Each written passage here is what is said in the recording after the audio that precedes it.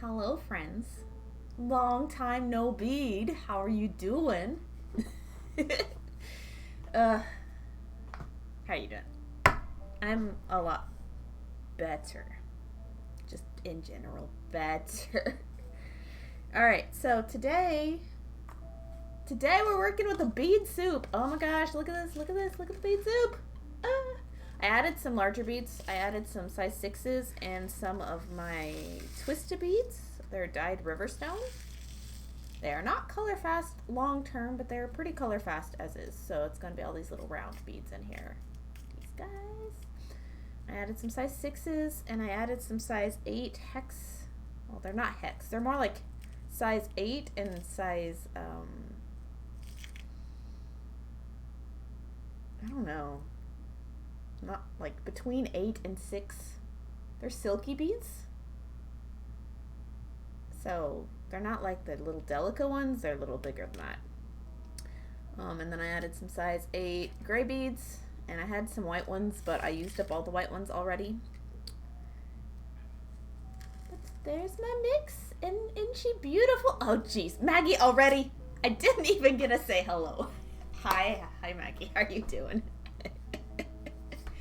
All right, let me show this off at least, just for a second. Just a split second before I get your triangle stuff out. I should have known. But yeah, I don't know if I'm done with your avocados yet. We'll find out here in a sec. But before I get to the triangle, this is what I've been working on. Been making some earrings, some tile earrings. Originally, this crystal was going to be a dangle at the bottom, but it just wanted to be at the top instead. So I have a matching pair here, made with my confetti. But yeah, how are you doing, Maggie? How are you? What are you up to? I'm going to do the same thing with the purple, same colors, but it's going to be a dangle for real this way. These are plastic. I don't know. They came off of some like cha-cha bracelet kind of thing. Too many things to focus on. There we go. Look at this camera. Isn't it beautiful? I love it so much. And then I have some little teardroppy guys. And these are all the colors from the bead soup from the Phoenix. You're alive! I'm alive! Hi, Queen Home Slice. How you doing? How you doing, my queen? How you doing? And this is one of those brick stitch sample pieces that I did on stream live a couple weeks back. Is you guys were asking, how do you brick stitch? And so I had brick stitched one of these black teardrops with just the gold layer. And then yesterday I ended up making these earrings. Okay, I love you. I love you too. And then like I've been thinking about New Mexico a lot. So because of that, here, I'm going to put these closer, probably because I'll need to show them off again. I've been making myself a little hot air balloon brooch. And I thought I was done. I embroidered this part earlier today. But the gap here is much bigger than on this side because of mistakes I made while stitching this one down. So I cut myself a little tiny sliver that I'll be putting on later this stream to stitch in here so that I can embroider that and even it out a little bit, you know. It doesn't have to be super perfect, but like a huge mistake like what I had there was kind of much. So, and I'll be using some pearl cotton to fill in the gaps in the middle and a little bit around the outside. I've got some French wire that I'll be edging with. I've got a little bit of, oh, what's the right word for this? I don't know the right word for this, but like it was,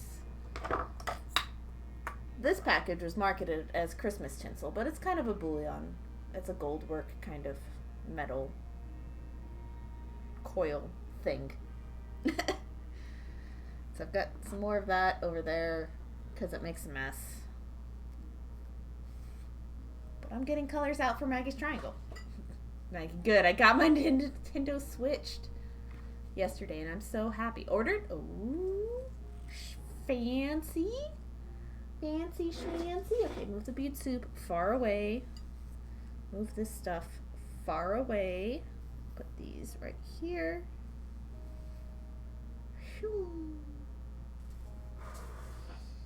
I really think it's about time for a new bead mat, like color-wise. This one's fine. I had to put it through the wash the other day because when I glued the cover of the Phoenix onto the folder, I had it face down and it just absorbed all the chemical smell of the E6000 and it was bad. Like, this still smells a little, but not too awful. But guys, I finished it. I finished it. Look. Look how beautiful. Ah! Never have to bead anything on this again. I'm so excited. No, I got. Woo. Fancy. I have one of the handheld switches. Mine's yellow. I got the little yellow one. Alright, so we gotta find Maggie's triangle. See where I'm at. Boop.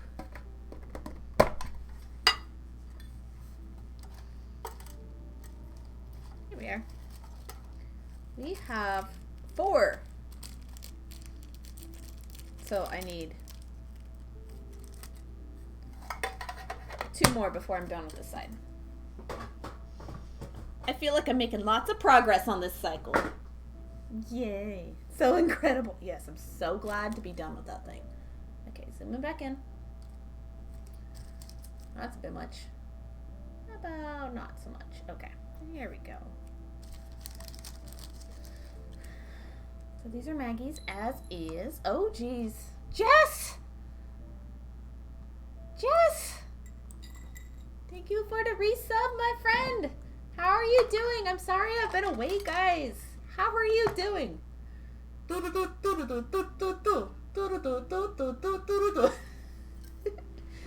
numbers? What numbers? What numbers are getting up where?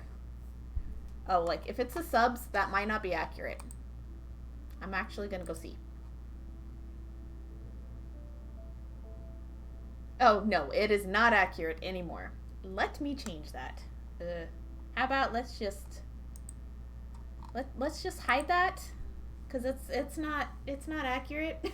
It's 16. Every time I get close to 50, they all expire at the same time, and it's like, no. So we got work to do if we want that emote. But I can just upload other emotes, like for bits and stuff, and those would be retroactive too. So eventually I'll get there. Thank you, Jess. I'm glad to see you're feeling better. I am.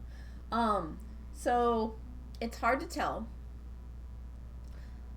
but the shingles was either a false alarm or we caught it just in time to prevent it from actually flaring up and the rash and blisters and excessive pain happen. But considering how my body, when I had a different herpes strain last fall, so Christmas, roughly. My body actually, let me brighten this up for you guys a bit. There you go. My body reacted not as severely to that strain as it could have. Like, it was supposed to hurt and itch, and it didn't do either. So maybe my immune system is good enough at fighting it off, but I've been okay. I've been good.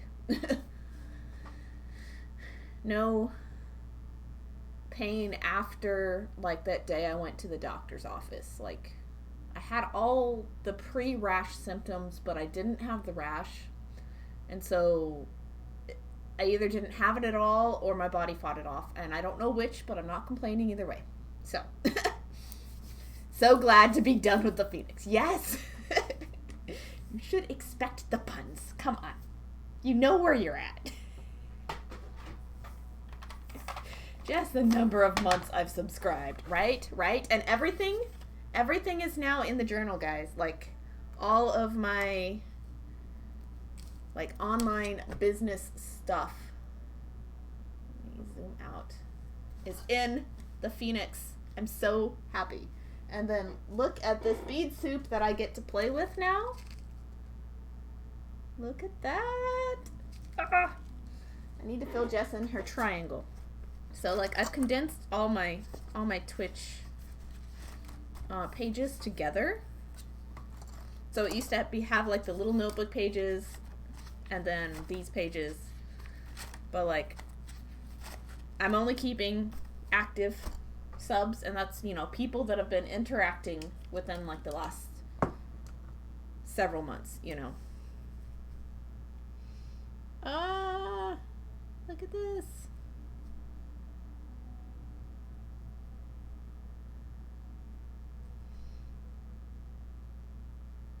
Yay! And I'm gonna put you down as an entry in the Protocycle giveaway as well.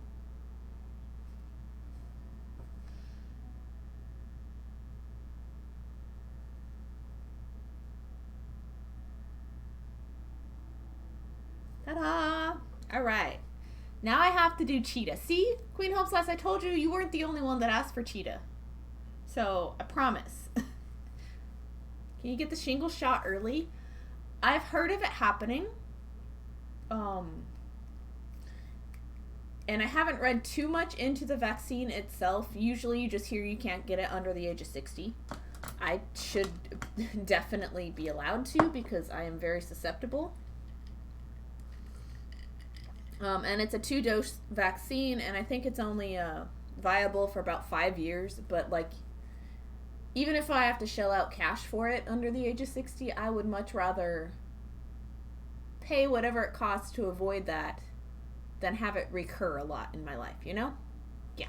So, yeah, it's on my to-do list. It was already on my to-do list to ask about it before, like, this scare, possible mild case, whatever happened. But yeah, I wasn't feeling good for a while before I went to the doctor, and I think what really happened is that we did catch it just in time to, like, mitigate any of the bad side effects of the virus. One of my clients just got it, and she's only 50. Oh no, I'm so sorry. Yeah, so all my pages are in here, guys. And I made a new one last night. Oh look, my tracker's beautiful. Look at it. It's coming along. I don't have quite 100 listings in my shop yet, but the tracker's beautiful. I made my PDF tracker for my tutorials. Fancy schmancy. Look at that. Oh, she got the vaccine, not shingles. Okay, good. So I think it's one of those that's recommended past 60, but I don't think they can, like, I don't think they actually tell you, no, you can't have it. I don't know. I'd have to look into it more. I'm sure getting it would be hard.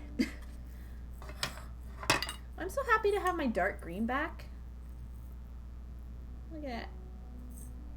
I just got it back. What number is this? This is Delica 656. Come on. There we go. Also, have you noticed I'm not backwards? I finally figured out how to flip the cameras. I don't have it on Australian settings anymore. No. Look at all that organization. Oh, yeah, like,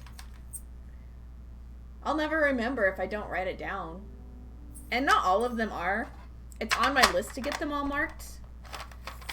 But I've had some of these for longer than I've been marking new orders. I did put in a new order. Yesterday, I ran out of Super Duos. Gold Super Duos.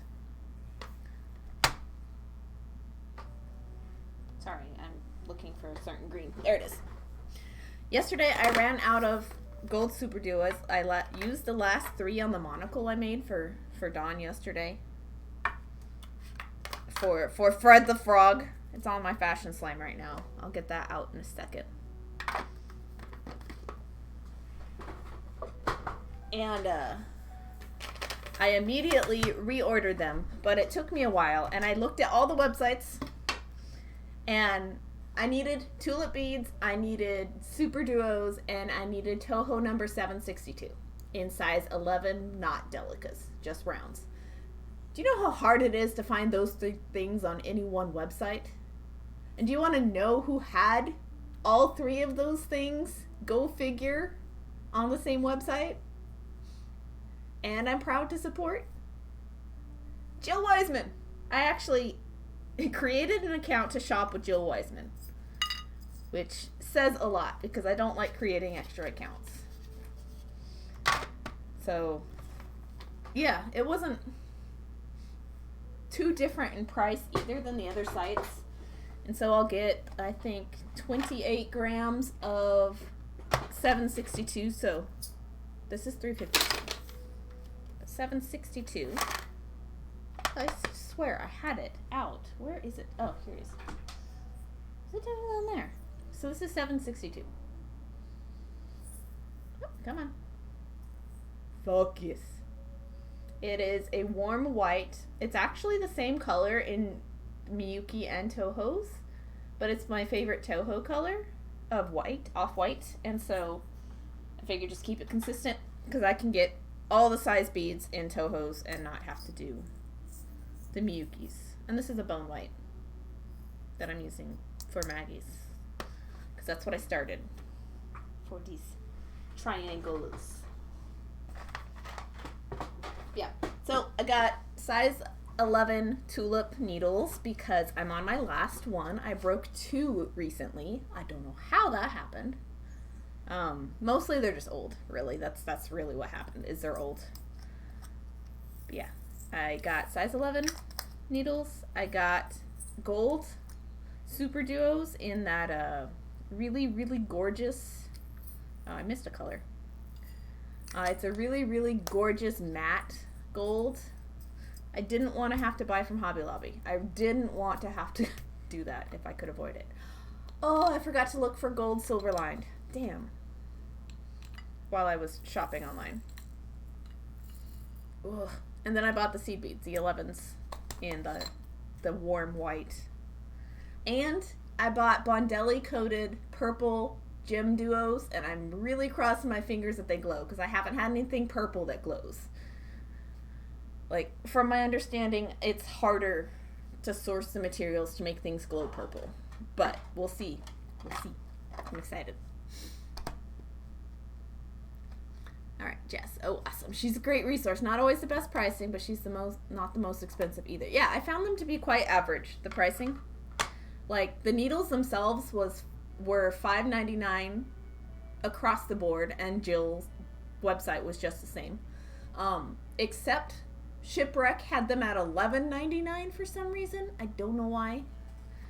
But, you know, her pricing is like mid-range, and I wanted to support, you know, somebody whose work and I admire, and I wanted a one-stop shop for the 3 things I needed. And then I got a 4th bonus thing, you know, so there's that.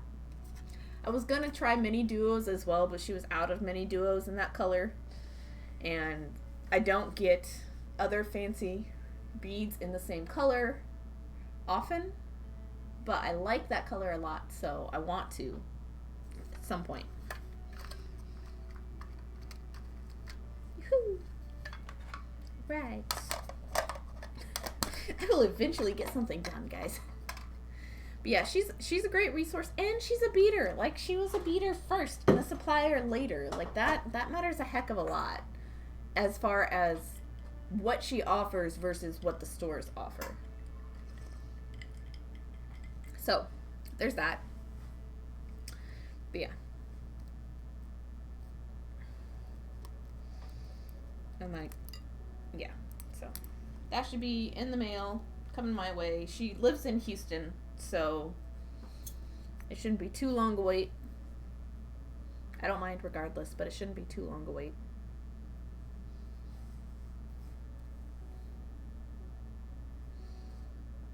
All right.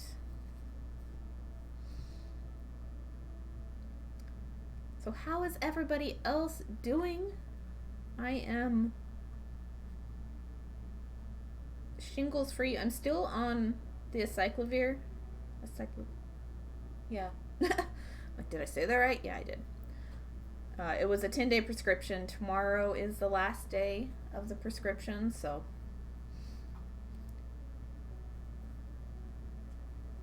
you know.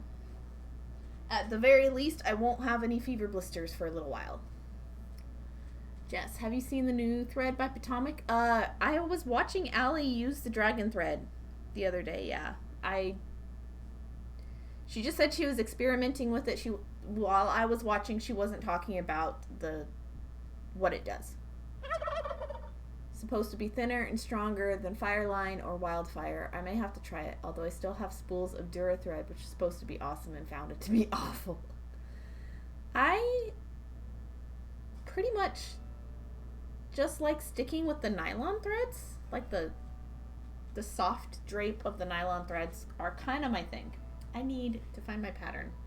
It's over here. I should just never put this away during stream, basically. Where's my pattern? Ta-da! My pattern. For the avocado, at least. It's the only one that's in here. Everything else is in my little tiny graph paper books. I just haven't bothered transferring this one over yet for some reason, and I don't know why. You know, one day.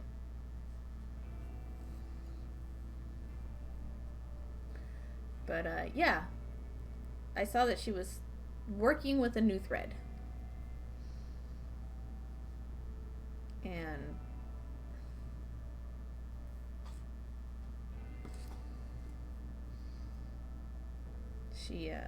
she was also hinting that they needed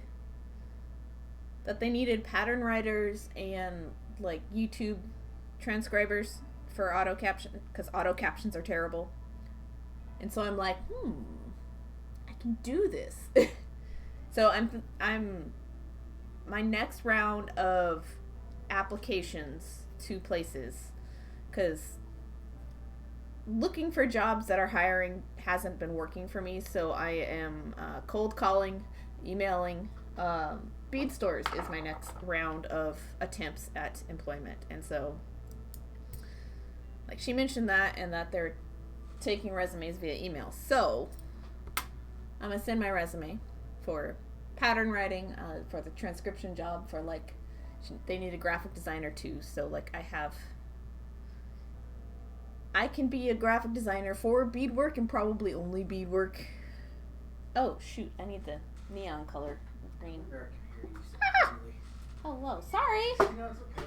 She's loud today. I am loud today. I didn't close the door. I thought you were gone. Oh, okay. I thought it was gone. But yeah. So they're looking for that. So I'll apply to that. One or more of them may be remote even, so that's cool.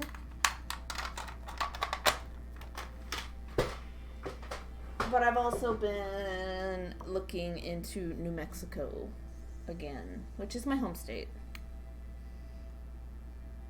Just looking everywhere else doesn't seem a right fit, but maybe my home state can be. Wouldn't that be cool?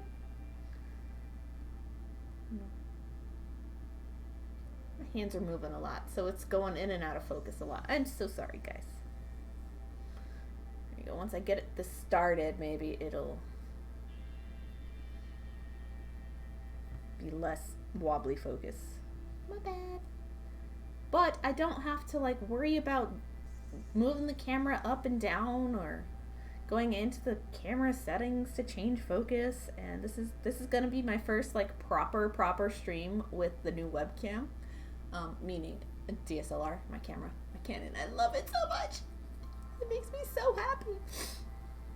Can't tell you how happy I am. Oh my gosh. So worth it. And last night I got all the cables set up.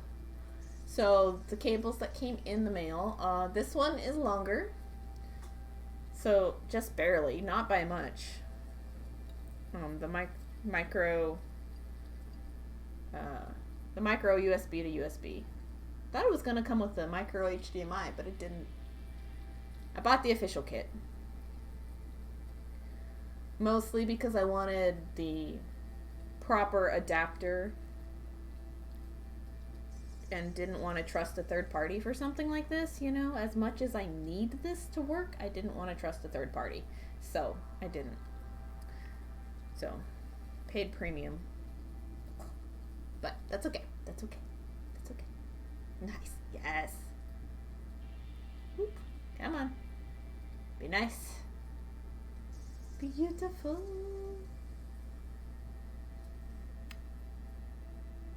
And I can just move down here if I want to.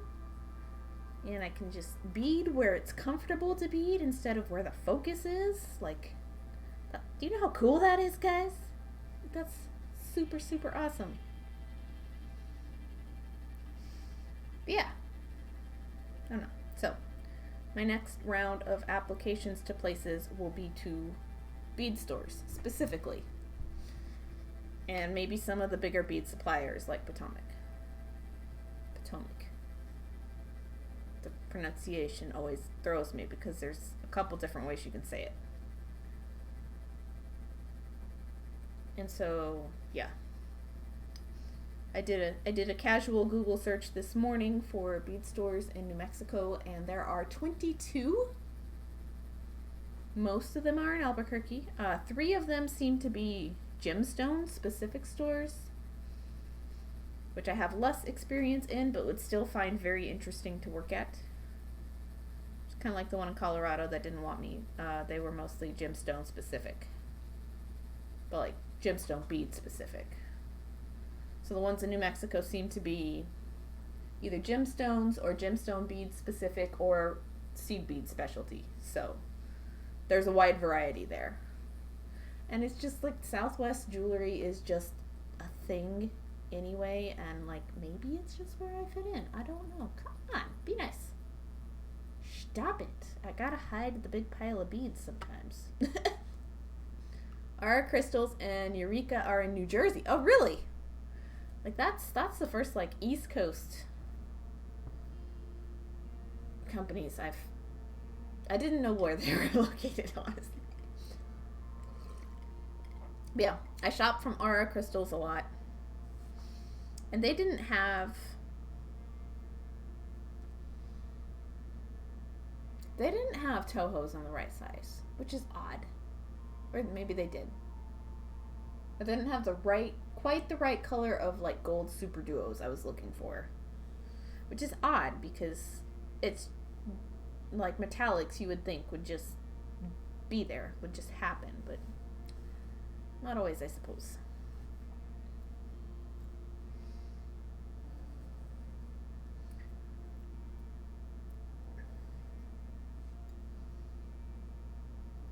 All right. That's getting caught.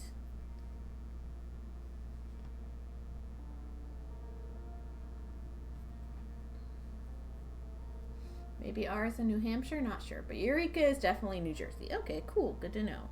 I don't think I've actually purchased from Eureka. I've purchased from Aura. Because I get the names mixed up in my head, and so I only go to the one. But like in the end, there's just so many to choose from.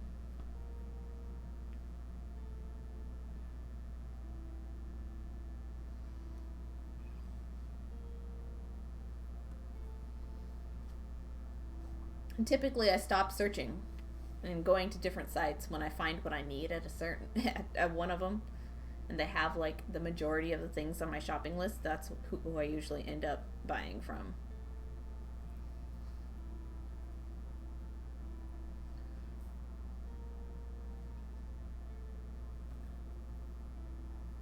Eureka used to be great for seed beads, but not so much anymore. Oh, I'm sorry.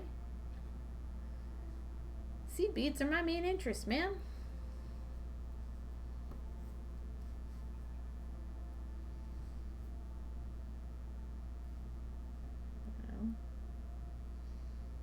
Which is why I don't even use Michaels, is because they don't have seed beads to speak of at all. Like, not even like weird bead soup mixes. You know, mine doesn't. I know some people are like, hey, look at all these Tohos I bought. Like, you lucky duck. That's not fair.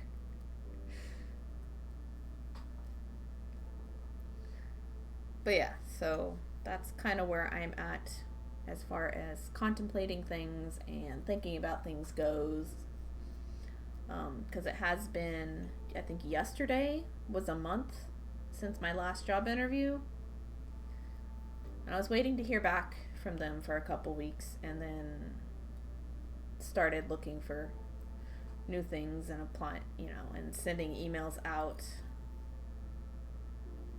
And I sent out emails to like all the bead stores in Vermont, and I only heard back from the one guy who he throws up red flags for me. So it's like I can't do that. And I didn't know that till after I sent the email, you know. So I'm like, no, I can't no.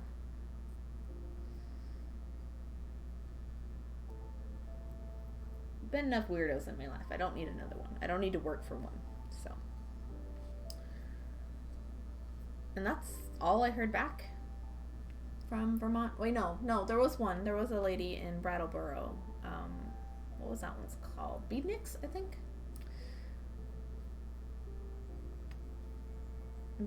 But she wasn't hiring, so yeah. So yeah, it's email all the bead stores in the states where I want to live time. That's my current plan. It's not a bad plan. Especially since in New Mexico, like the majority of them are in Albuquerque, and I think I could manage to afford to live in Albuquerque, which is great. I haven't been to Albuquerque since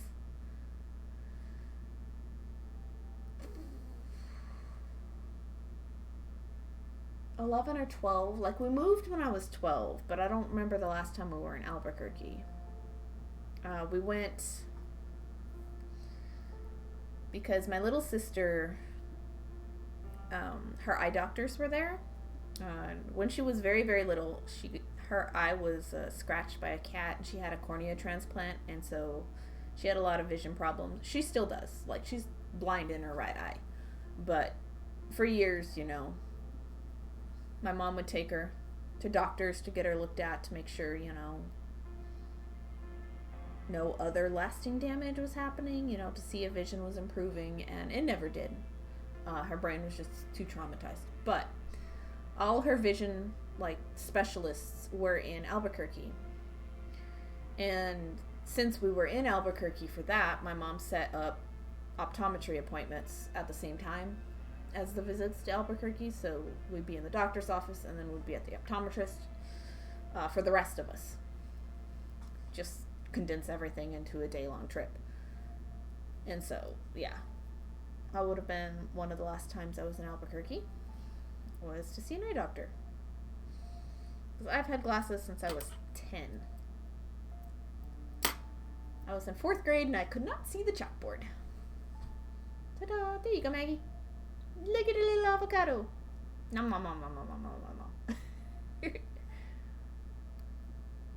Alright, here we go. Come on, friends. Upsy daisies. Thanks. You're welcome. Thank you for making me accountable and making these guys. There we go. Let me get them in order. Alternating pits and cavities. That sounds weird to say, but that's kind of accurate. Here we go. Ta-da! Got one more. Got one more green guy. And this glows under black light because this yellow is neon. It's UV reactive. Huzzah! Yay. Okay, I've been sitting on my feet, and they fell asleep. So give me a second. Oops. Okay, so Maggie's triangle done. I don't know what I'm gonna do when it comes to making the circuit board one. I'm gonna be very full of trepidation to do that on stream. You might get just some weird ass looking confetti, but that's okay.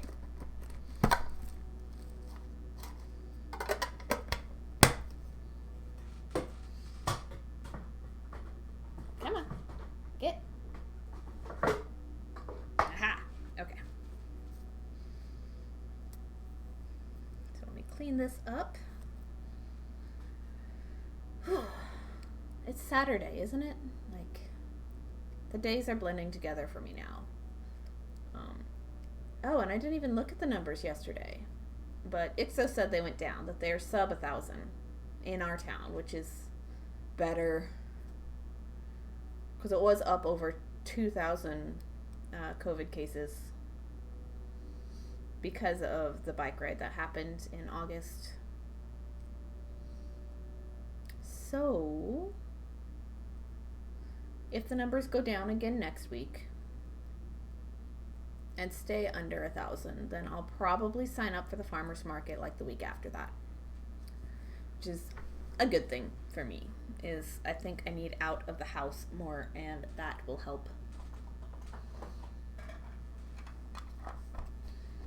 So, farmer's market possibly coming up in future. That means Saturday stream wouldn't happen because no way I'm doing a market and a stream on the same day. Markets take 10 hours of my time. That's a lot of time. Allie, out of the house? It's too people-y out there. True. You know, but I tried going out of the house earlier this week twice. Well, 3 times, actually. We went and we had a picnic at one of the local parks, very far away from all the children playing on the playground. We didn't realize that that park was so busy, but we were already there, and so we didn't leave. They have new playground equipment, which is why they're so busy. They're really nice looking equipment.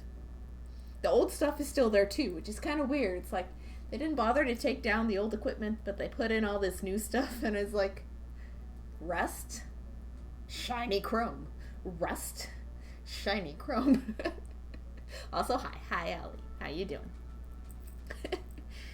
But yeah, we had burgers and ice cream at the park, which is what I wanted for dinner that day. That was like Tuesday.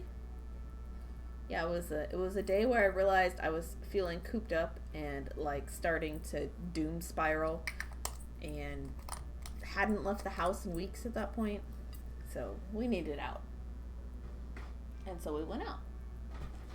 Where's my yellow? Come back here, yellow. Why did I put it away instead of keeping it out? So yeah, we did that. And we went, because that's the park that has the groundhogs. We have a groundhog enclosure. Oddly, there's no like wildlife signage around it, which is weird. Not even like old dilapidated wildlife signage. But there's several dozen groundhogs in this enclosure, and we just sat and watched them for a little while after we were done eating. They were so cute.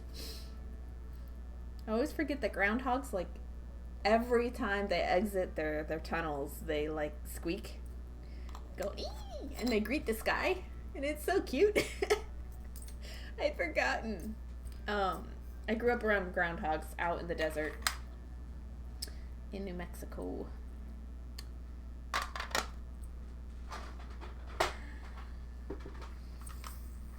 Like, that was a nice outing, and because of that, I made an effort the next 2 days to go on a walk, you know. The first day I just walked around the neighborhood. My neighborhood is very boring.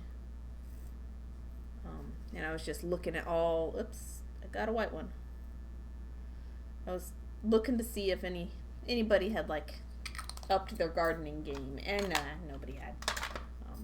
There are a couple houses that have always had really great yards, and so I just walked past those and admired those.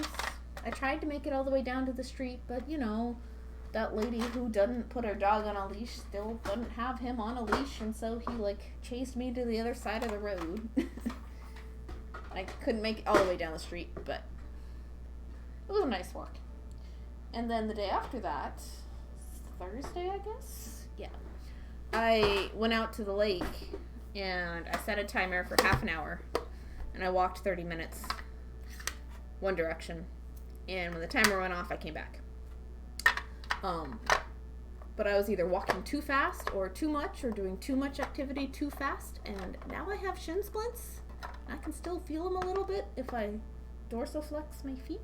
It's not good. So once those heal, I'll take shorter walks. Like I said, hadn't had enough sunlight. Vertigo's killing you again? Blue Feather, no. But on the good side of news, I lost 64 pounds. That's amazing. That is hella impressive. Congratulations. Sorry the vertigo's getting you down today, though. That's super sad. Okay, so I don't need this right now. We are switching back to what I was working on. Last night, I started this, and I worked on it a little bit early this afternoon. I was gonna say this morning, but I did not get in this room this morning. It was just this afternoon. Okay, I need my bead soup. Can live over here somewhere. Come on, you don't mind her.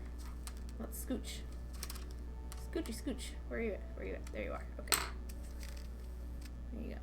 You can see the little bit of the bead soup behind my head or something. You know, that'll work. That'll work for you guys. But yeah, this is the Phoenix bead soup. You can see it here embroidered into a little bit of a hot air balloon design. This little blue piece is a piece I'm going to stitch in because the gap on the side is a little too big compared to this one. I stitched this one down first, and I got halfway down through stitching this blue piece down, this piece of felt, before I realized, oh no, the gap is huge. And then I just came back in and cut a little piece last night to fill in that gap enough to make it slightly symmetrical. And so I'm going to stitch that down and embellish it now.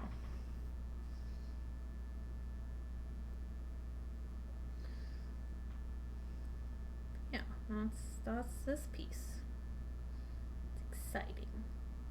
I don't know. I probably really have been thinking about New Mexico a lot to have started on a hot air balloon piece. Fun fact, when I was a kid, like little bitty baby kid, like 4, I was terrified of hot air balloons. Like just no reason, just did not like them. Did not like them, Sam I am. Like not in the least. So I'm just gonna come along the inside here and I'm just gonna stitch it down.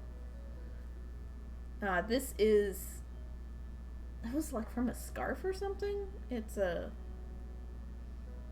nylon. I burnt the edges and it doesn't fray now. But it's the closest thing I have to tulle. And I have a couple of different scarves like this. Not all the same thread count, I suppose. But I have a few of these because I was really looking into tambour embroidery a while back and wanting to try it out, and mesh-like fabrics are the best to do that with, it seems, or the most common as far as what I can tell. So I'm going to try to do a little bit of tambour chain stitching in the gap between bead soup confetti pieces here.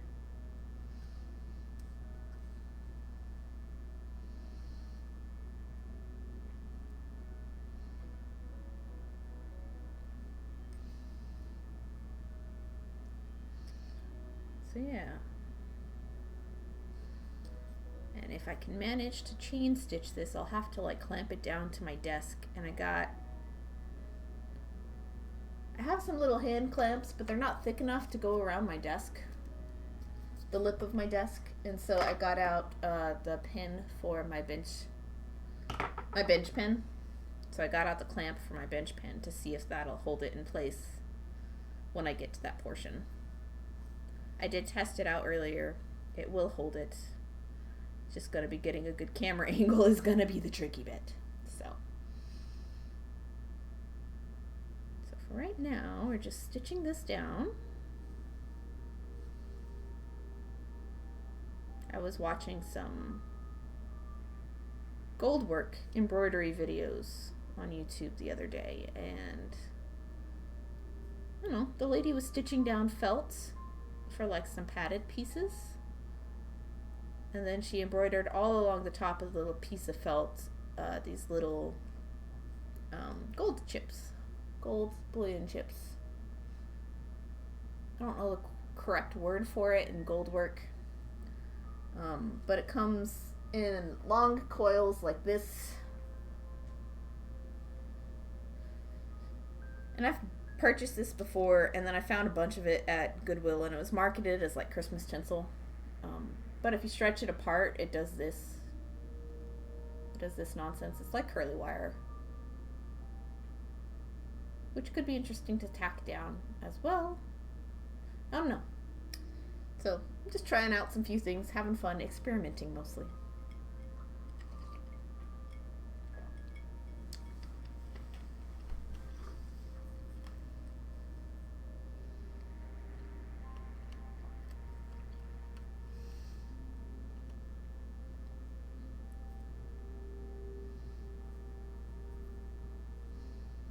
Okay, I'm gonna turn this around so I can just stitch over the right hand edge of this little tiny piece of felt.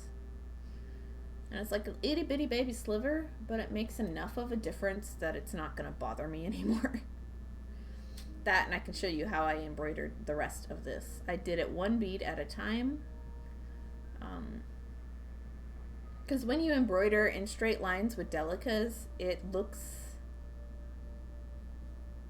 like it leaves kinks. Like it's not a smooth transition. It's not a smooth line, which is why just regular round 11s are best for bead embroidery. But since this is a bead soup and confetti anyway, delicas work just fine to fill in gaps. And most of this mix is delicas, actually, because that's what most of the colors on my Phoenix were delicas. But then I added in a bunch of size 6 beads and some of these dyed Riverstone beads, like this one right here, in colors matching the piece. Pearl! Hello, Ministry! My gosh, that's a lot of exclamation points. I wasn't gone that long, was I? I know I only missed 3 streams. But technically 2 stream days, because Ixo streamed for me one of those days. Sneaky. How are you doing today, Ministry? Only 3 streams? Yeah, I didn't miss very many. It was only a week and a half. Accidentally, but you know, that happens. I'm good. How's you? I'm doing good. I'm excited about this piece.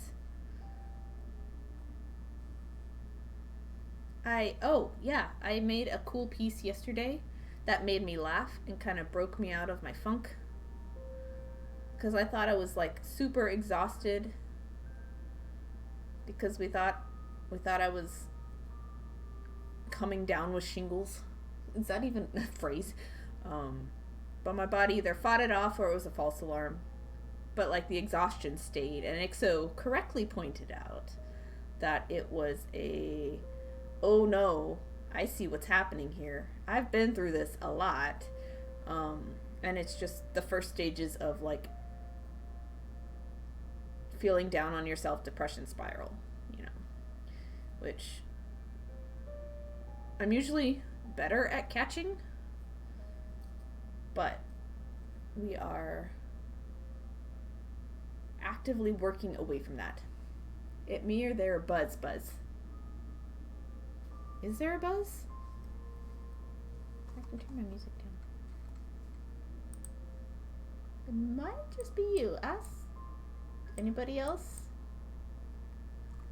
Like the microphone picking up a buzz, maybe?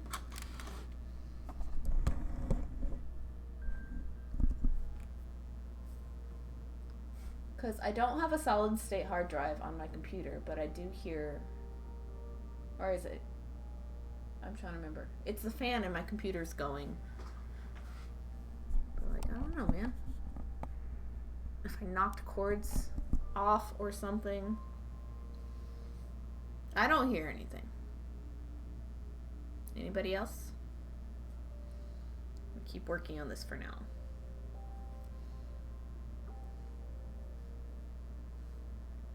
No, I don't hear anything.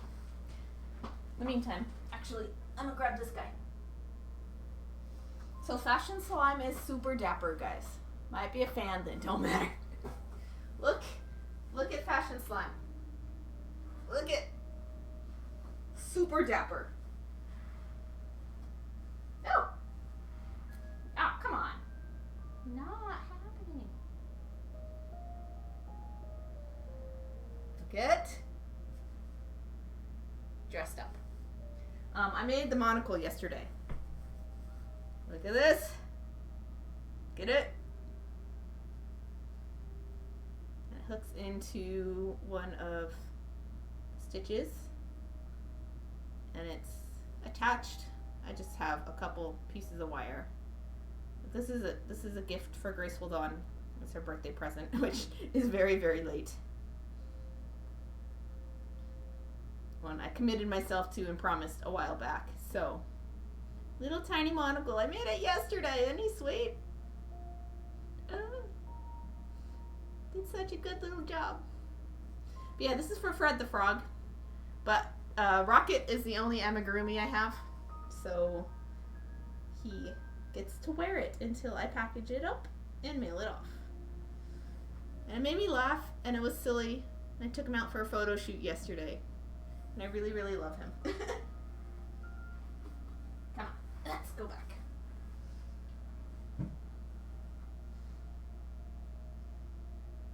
So I have the mannequin body all dressed up in the nice fancy pinstripe suit. Yeah, that's what I made yesterday, and it kind of broke me out of like feeling down and upset like I have been for a couple weeks. Which is mostly like feeling defeated because job hunts are sucky. That's all. Okay. So here's this. And what I've been doing, since it is a bead soup project, the best part about a bead soup project, I have a yogurt lid. I can fold it in half like a taco. My little Fred drawing is under there. And then you just like whatever ends up on the needle.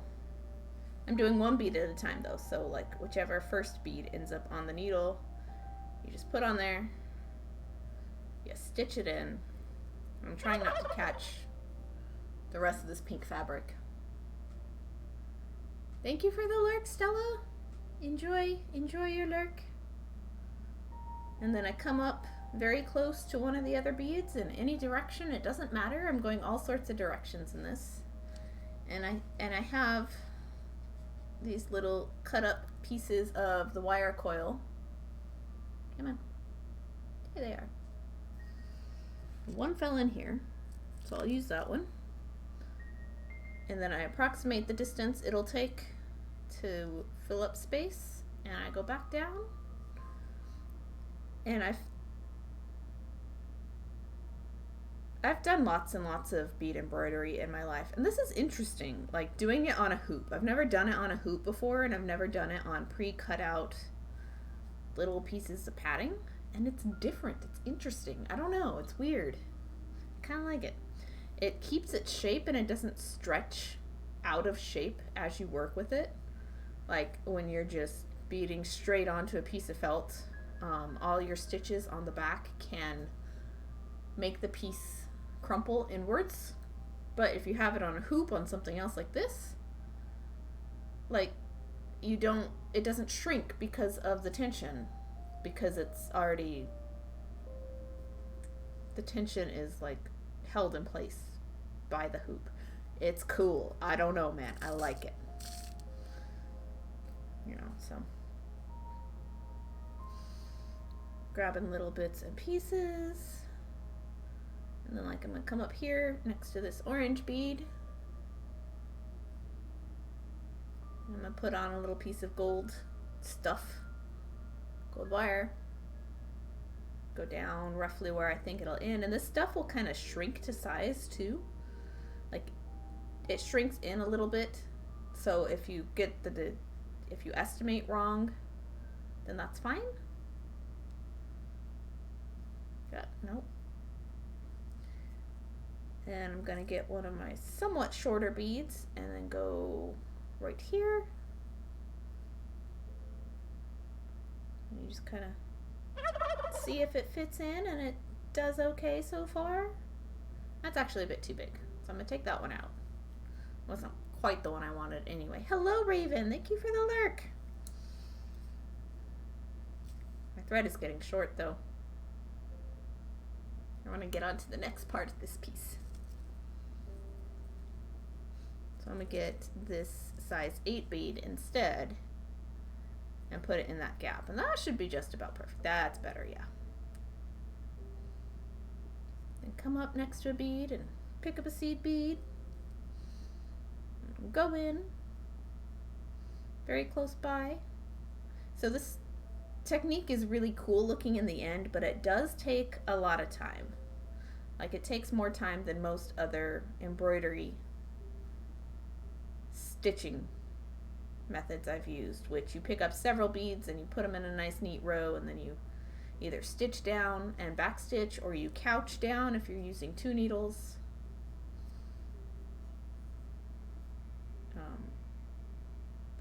But I'm just filling in space, really. Going to go and get potatoes for dinner. All right, fancy. Come on, camera. You can do this. Be nice. I'm moving it around a lot. I'm sorry. I'm not even looking up.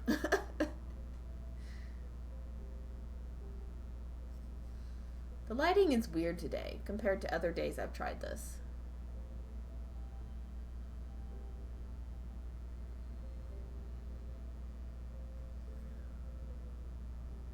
Maybe if I knock the exposure down a little, that might help. It seems to be having a hard time with a super bright light, so.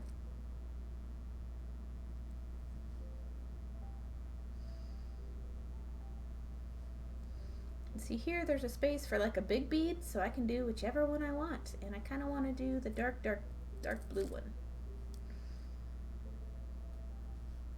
So like, I will like actively choose which bead goes where sometimes for color balance or for like size balance, but for the most part, it is random. For the most part. I'll have to cut a few more of the little metal coils here in a little bit.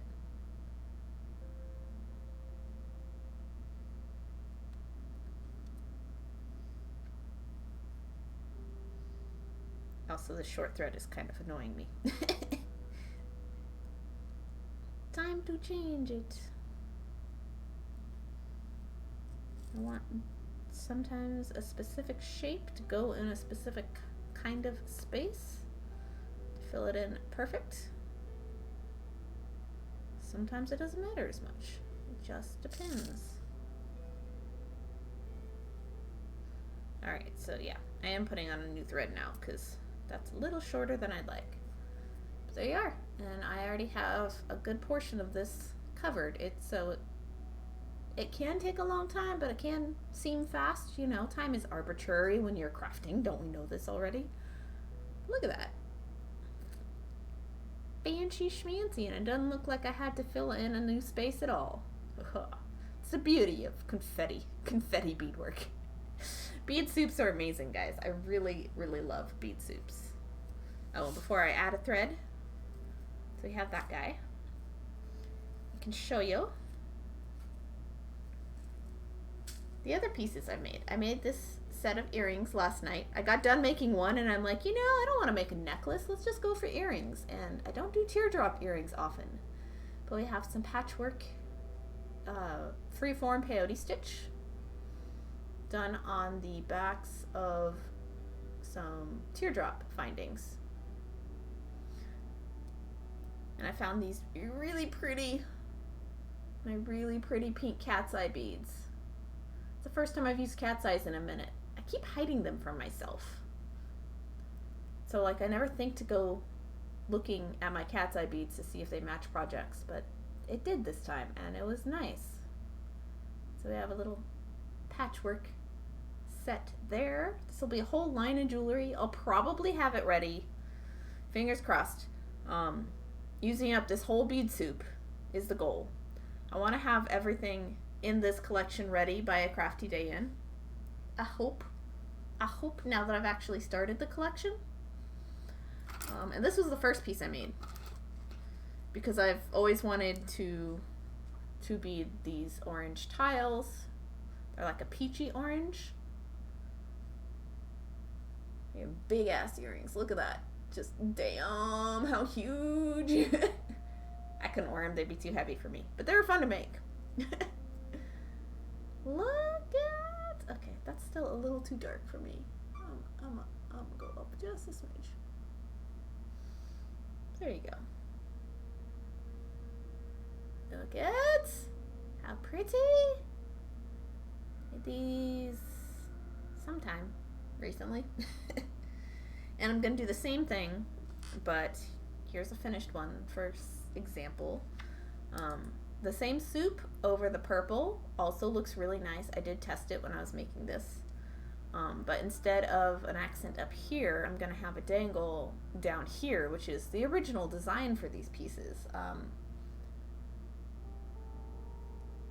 I'll show you a finished one to compare to. I did this blue and yellow set a little while back. They're really fun to make. I really love bezeling things. I really love found objects. I always have loved found objects. But this one dangles down and this one has a dangle at the bottom.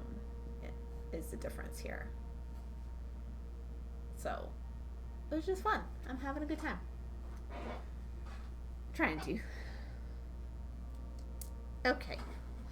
Yeah, so this hot air balloon is one of that collection. Color palette collection. Just have fun finishing whips is the goal. Is if I have any whips that these colors can work with, I'm finishing them up. And that's what this was. This was a teardrop. I brick stitched the edge on stream by request. Just how do you brick stitch, Pearl? What do you do? And so I brick stitched the first row on stream and I just set it aside for a couple weeks. And now, yeah. And now it's a confetti piece. So I'm glad to have a finished whip there. And the tiles were already things I had laid out. I had been asked back when I restarted up doing shows this year, back in April, I guess April, May, probably more like May. A couple of ladies had come by. One I had met before, one I had not. The one I had met before bought my last pair of tile earrings, and the other one was asking me for a commission, and I tried my best to get a down payment and failed. And then I tried contacting her with like 8 different color palettes from what I had on hand, and she never responded. Oh well. So ever since then I've been like, I want to make several of these. Rubik's time! Oh no! Okay. Let's see what I have. What Rubik's Cube? You found my new point redemption. I've got a square one, and I still can't figure it out. It's been like 15 years since I solved this one last. And I've just been too lazy to like look up the solution, and you have to get it square before you can do anything, and I can't get it square.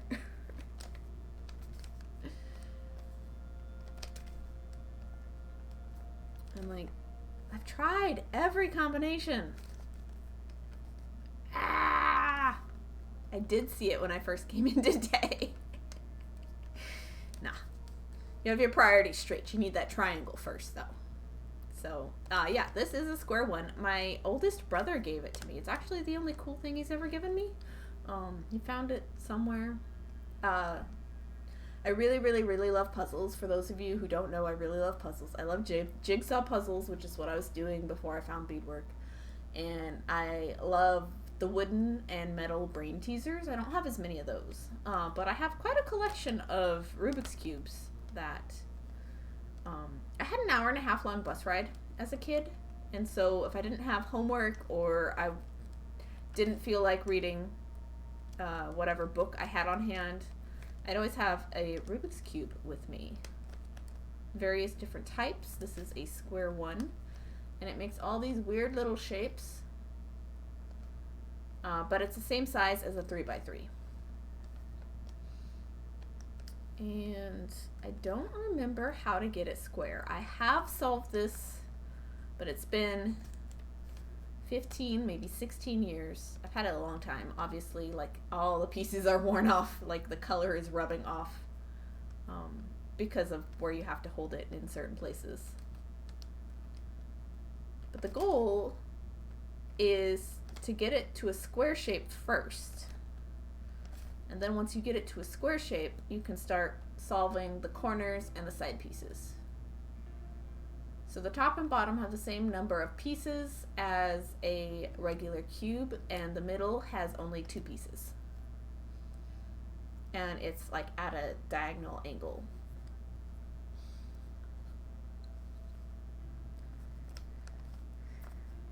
But I don't remember how to get it into a cube. And it's been frustrating me for a few months. Does anybody ever like have that problem where they did something once when they were younger and then they can't for the life of them figure out how to do it again? Like, I have that with one of my favorite video games is Final Fantasy Adventure for the Game Boy. And I beat it, or almost beat it, until like I got to right before the final boss, and then my save file was deleted by a sibling. But I got through the whole game when I was a kid. And then I played it again when I was 25, and I locked myself in a dungeon. Like, the game is unwinnable by accident if you're in like a certain few rooms and the skeletons don't drop keys. Skeleton keys. And it's just a loop of rooms, and none of the enemies in that loop drop a key to the door. So if you didn't like save your keys, then you can't beat the game. And so I made it unwinnable at 25, even though I beat it when I was like 11. Final Fantasy Adventure for the Game Boy, the regular Brick Boy. And hello Yarn Crafters Corner. How you doing? Welcome in. Maggie has redeemed a try to solve your Rubik's Cube. And I have a square one, which is a Rubik's puzzle. It is an official Rubik's puzzle, unlike some.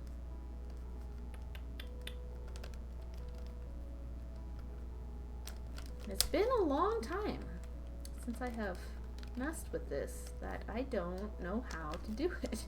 I can't make it a square. The hardest part of this puzzle is making it a square. Hosted but didn't see it go off unless you have alerts off. I don't have alerts off, but I did not see the host. I am so sorry. Thank you anyway for thinking of me. I appreciate it. Aw. Yeah, I don't know what happened there. It's an interesting cube. Yeah, it's a square one. It's got the name on the side here. My oldest brother gave it to me back when I was in 11th or 12th grade. Maybe 10th. Somewhere in there. Back when I still liked him. He's a problematic person in my life these days, but that's his loss.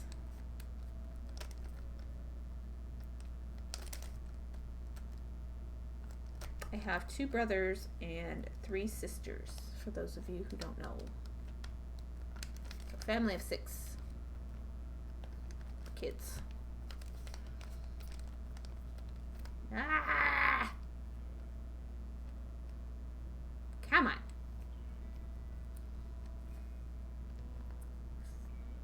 Like, doing this on stream is definitely not the best, most ideal way to solve a cube. Because they're all about recognizing patterns. Oh, no, that's almost the same shape, but not quite. But like, there's a certain shape where if you get 2 of them, you can get it into a square, and none of these are that shape. What if I just turn it around and do stuff this way? No? Nope. They don't like me. It's a meanie butt.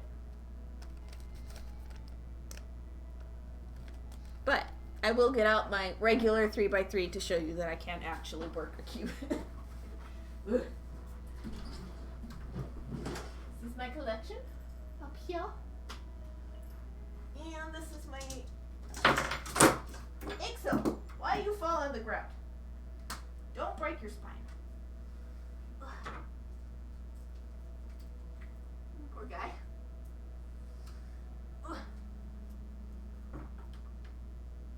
Stop it. Ixo, fall down, go boom. Stay up. There. No.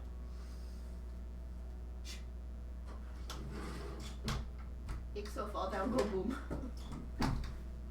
I have a Bead doll that's Ixo and one that's me. Pointed shapes on either end certainly make it more difficult. Yeah, it's not just the pointed shapes, but the fact that the middle layer only has 2 pieces and they're at a diagonal. The center line is at a diagonal. So, you know, this guy's solved. This is a sticker one. I don't like the sticker ones. I like the tiles. But I just randomize the cube itself. I don't know how this turned into a cubing stream, but you know, whatever. And I just do it for fun. Okay, my white corners just ended up working out. I did not do that on purpose, I promise.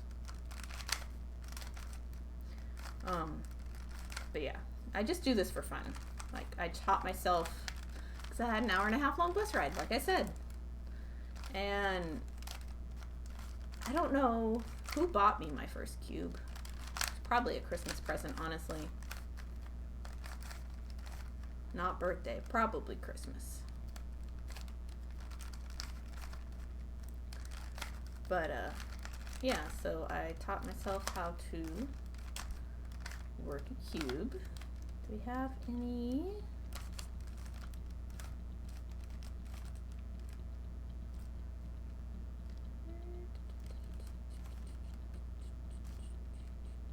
This one.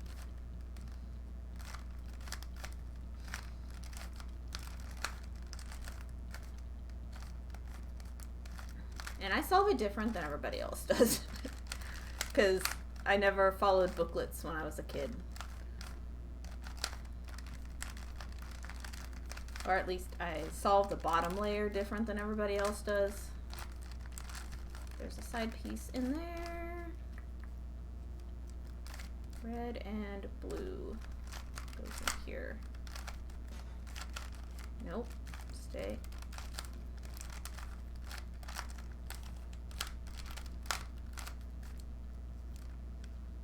Green this side then.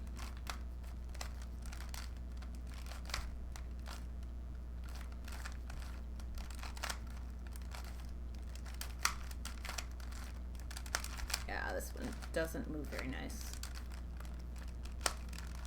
Said I'm not a speed cuber at all. But this next one will get this middle row solved. Ta-da!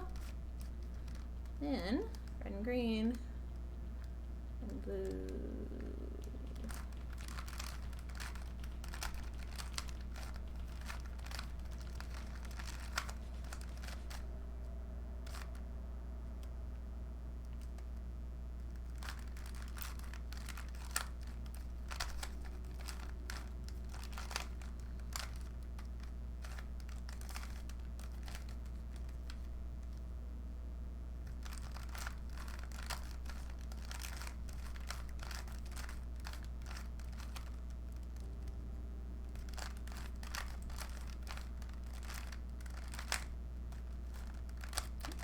My bad. I did not do that right.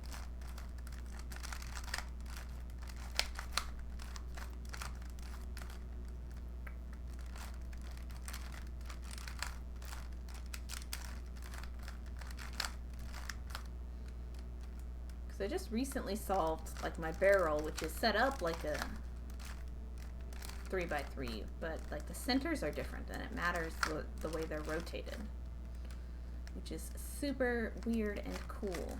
Come on, give me something.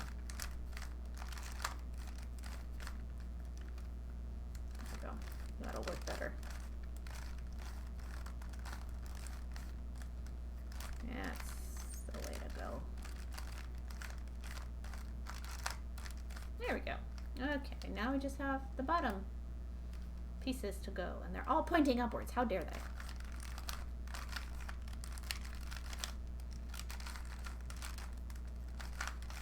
Might actually not be a bad thing, though. Boop. There we go.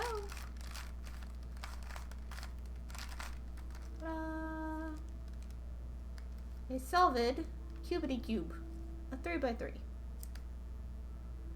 So a lot of the same principles for a 3x3 work for other cubes, even if they look funny like this. But I have to get this one into a square, and I can't remember how to do it. There's your 500 channel points, Maggie. And thanks for the brain exercise. Now I'm going to go back to tying on a new thread for my balloon. Okay. Ay, ay, ay, ay, ay. Okay.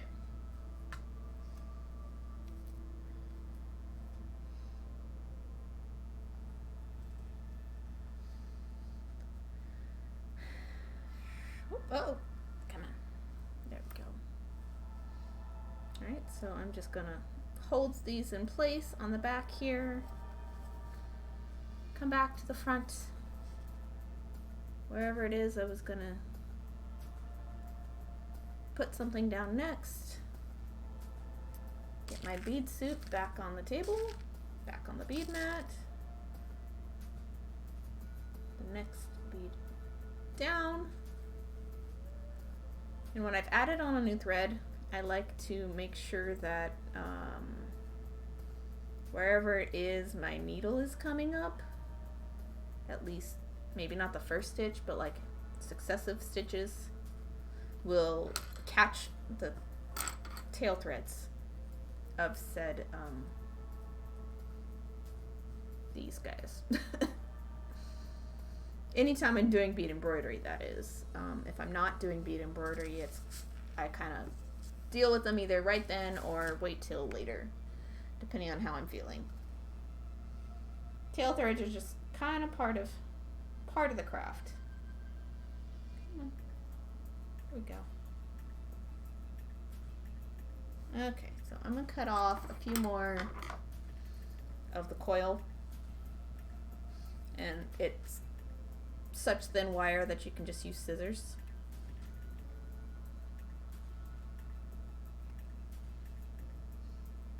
I'm only gonna do 6 because I know I don't need many right now.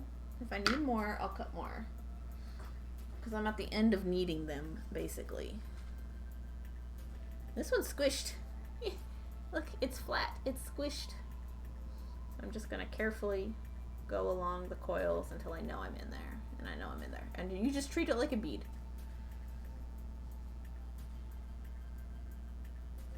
And I'm just gonna point it whatever direction feels best.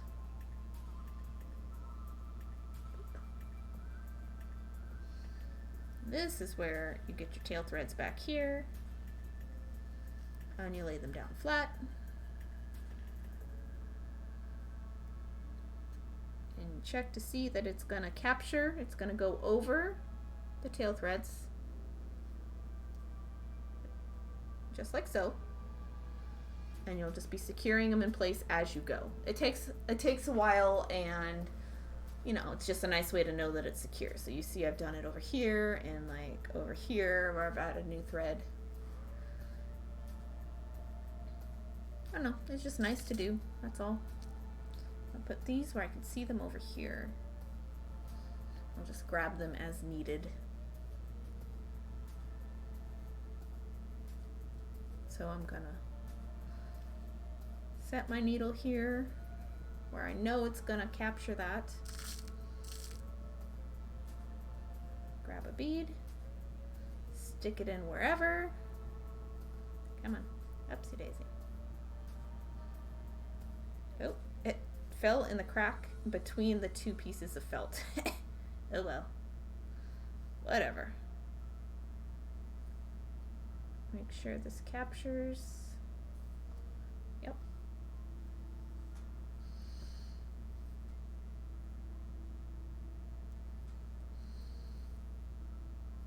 There we go. I'm gonna come over to this side over here and probably add in maybe an orange. 6-0?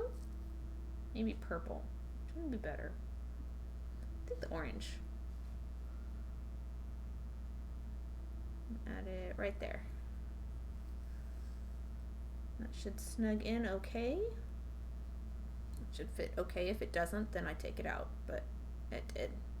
Sometimes you guess wrong. Sometimes you don't. Get a piece of the gold. I'm gonna go this direction with it. And you're just following the line of your felt and just filling in randomly.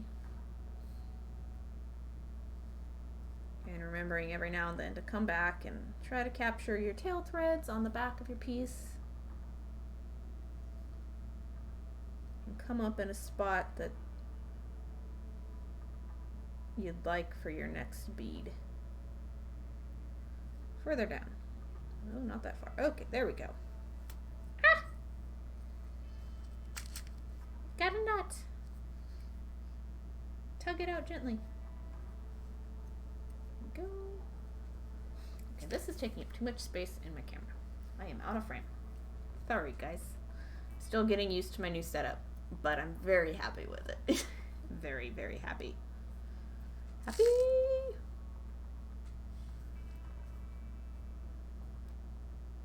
Oop. Let's go over here. Because the screw for the frame is at the bottom now, just by the way I'm holding it, it has a better chance of getting caught in my stitches, so I gotta be careful. Just be careful.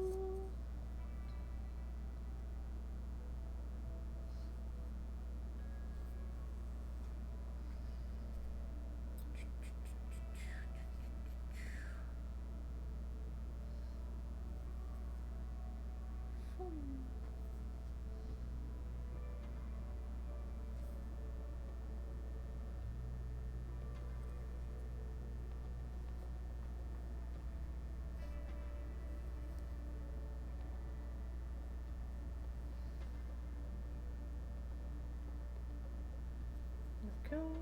And anytime you have several beads in a row, you might want to put in a little gold piece to break it up a little. It's about balance. Balance and composition. There we go. Make sure it lays okay. A few more stitches secured down here on the back, and I can probably cut that off. Probably will.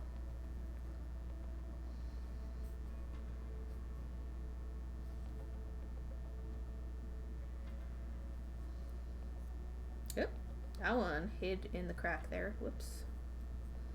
It's weird, but I did have to add a new piece, so it's understandable as well. So I want to go right in there, but I want to come around this thread to secure it down. Still in the same place. Okay, good. And now I'll add that purple bead. Purple. Phew. Wait, is that far enough away? Yeah, that's far enough away. Ta-da. Okay, so I'm tired of the back here. So I'm going to cut off the tail threads from the knot. They're well secured at this point. They are not coming undone. Not coming undone. Bad. Okay. Sorry, I had to. Had to.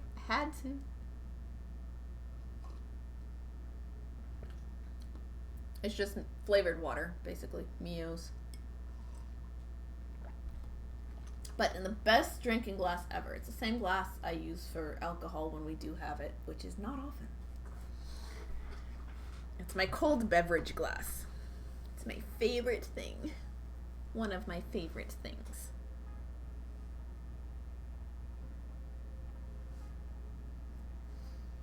Okay.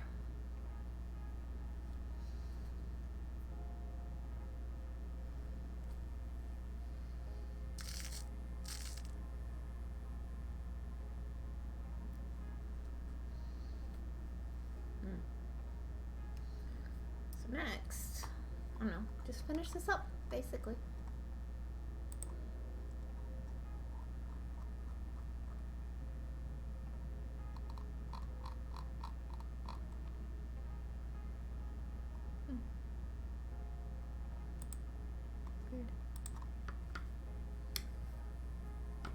Get these scissors. I don't know, I always have a bad habit of like putting my scissors in the path of where the thread is gonna catch around something. It dumb. It dumb.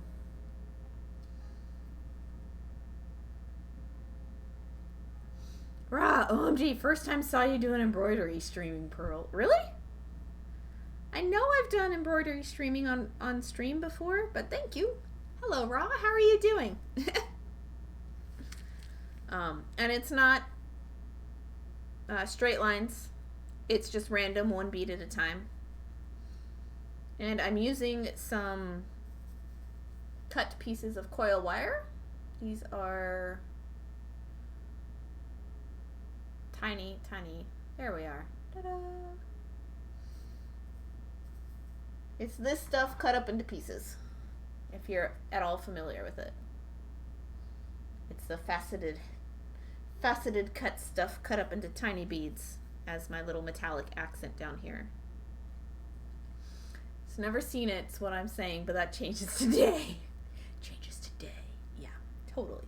For sure.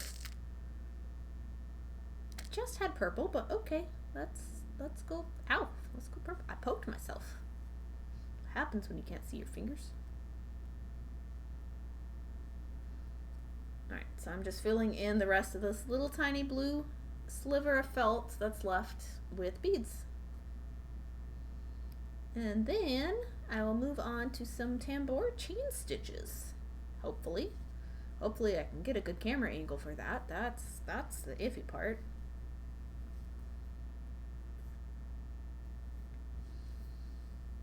But I am using the bead soup left over from finishing the Phoenix piece.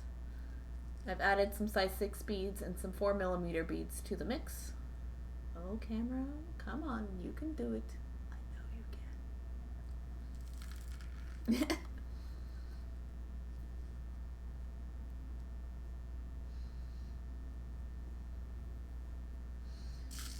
But yeah, that's the project, is a hot air balloon. Oh, you might want to see it right side up. A hot air balloon. Kind of. Yeah. I never promised to make a good one.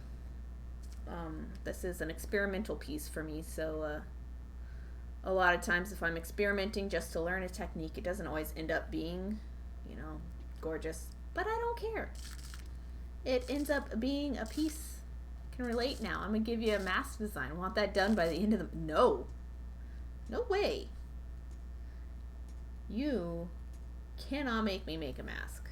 Actually, I'd love to make a mask, but that is a strict deadline that I would not be able to meet, and so I'm not going to do it. I got lots of other stuff to do. Maybe a mask someday, but not today. The great thing about the big beads, they take up a lot of space, so you don't have to stitch as many small beads. Woo! That should be the last big bead I put in here, though. And then end up with one last piece of the gold. And I might have cut the exact appropriate amount. Yes, sirree. Yes, sirree, Bob. All right. And then just fill in with seed beads now. The last few stitches.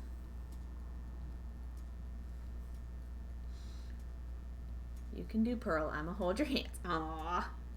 I know I can do it. I just am not in a large project making mood at the moment. That's the real answer. My answer is, oh no, I burned myself out on the Phoenix. Don't make me do large projects right now. Okay, thanks, bye. Oh, I thought that was gonna be the last one. We have... Okay, I'm gonna get one more piece of the metal. Yep. Come on, don't stretch it out too much. Yep. Up. Come. Last one. Boop. And down we go. Ah, perfect. Perfection. I filled it in. And you wouldn't even know that I had to cut a second sliver just to make that gap bigger. I mean smaller. You will look so good wearing a butterfly beaded mask too. Ooh, butterfly. That would be fun though. Okay, so I am currently done with my beading thread. I'm probably just gonna tie it off if I need to. Well, I will need to use it again later, but I'm gonna tie this off. I'm gonna work on the next phase after I take a break. I need to take a break.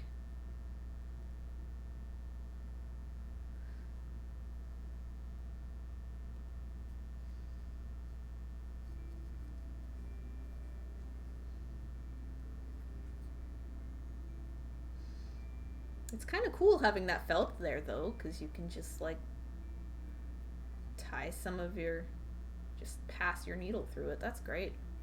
Without passing through the beadwork. Cool. It's like 2 layers. Redeemed hydrate. Thank you. There's your break chance, yeah.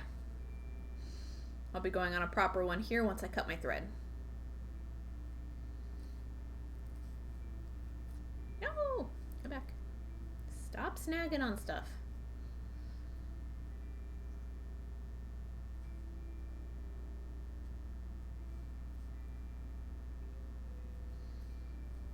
There we go. Good enough.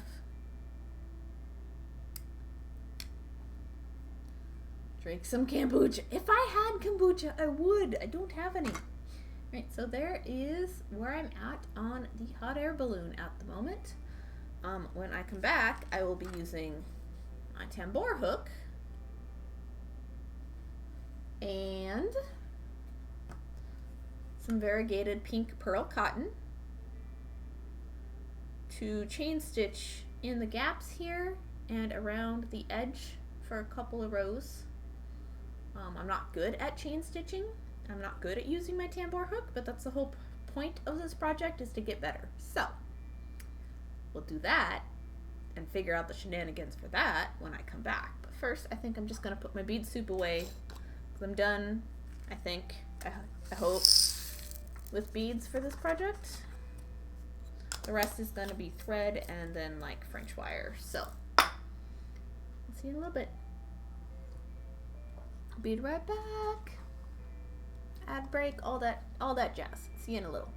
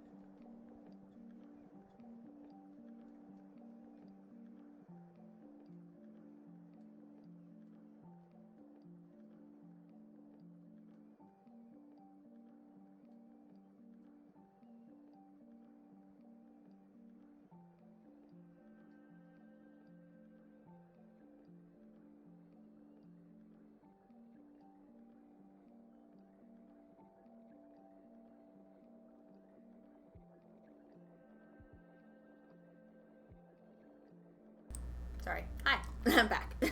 Wrong button. How is everybody doing? Alright, so back to this piece. I need to figure out how to do this because I've never actually tried to tambour on stream before. I've only done tambour embroidery once, and can I even show you a picture? Do I even have a picture of the piece? I know I saw a photo of it recently. So I ended up giving it away to one of my collectors. What's this here? Accessories. It's in here somewhere. There it is. Yes. Okay. So here, let's see if wrong view.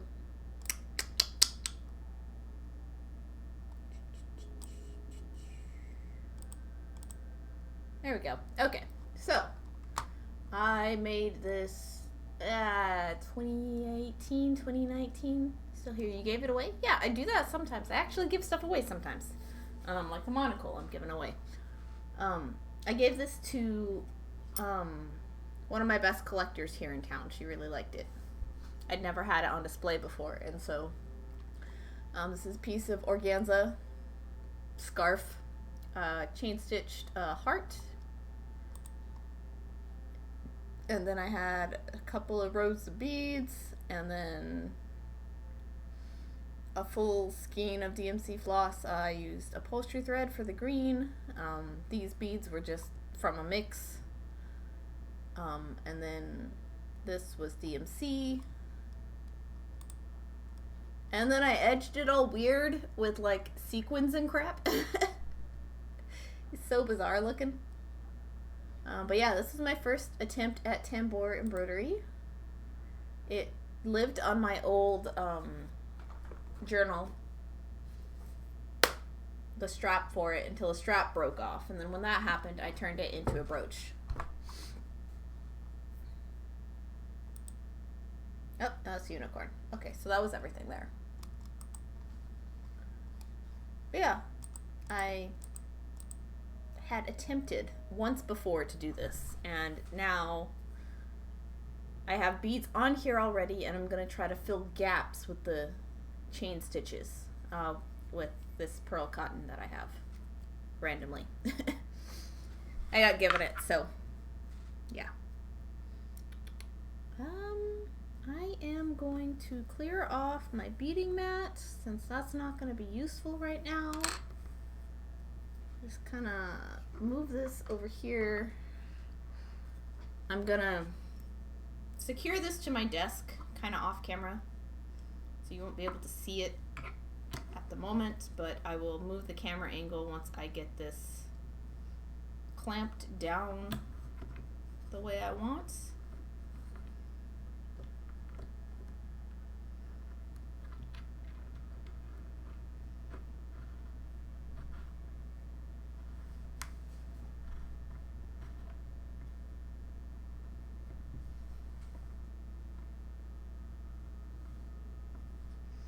So it's going to be kind of a crotch shot kind of process here in a little bit when I move the camera.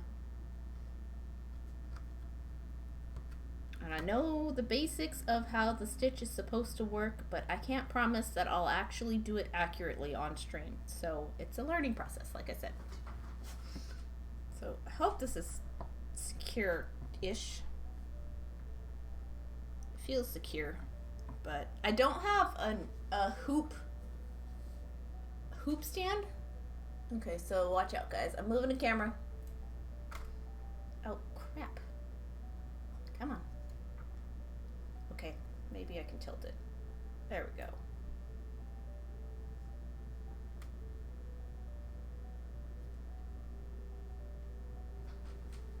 You go.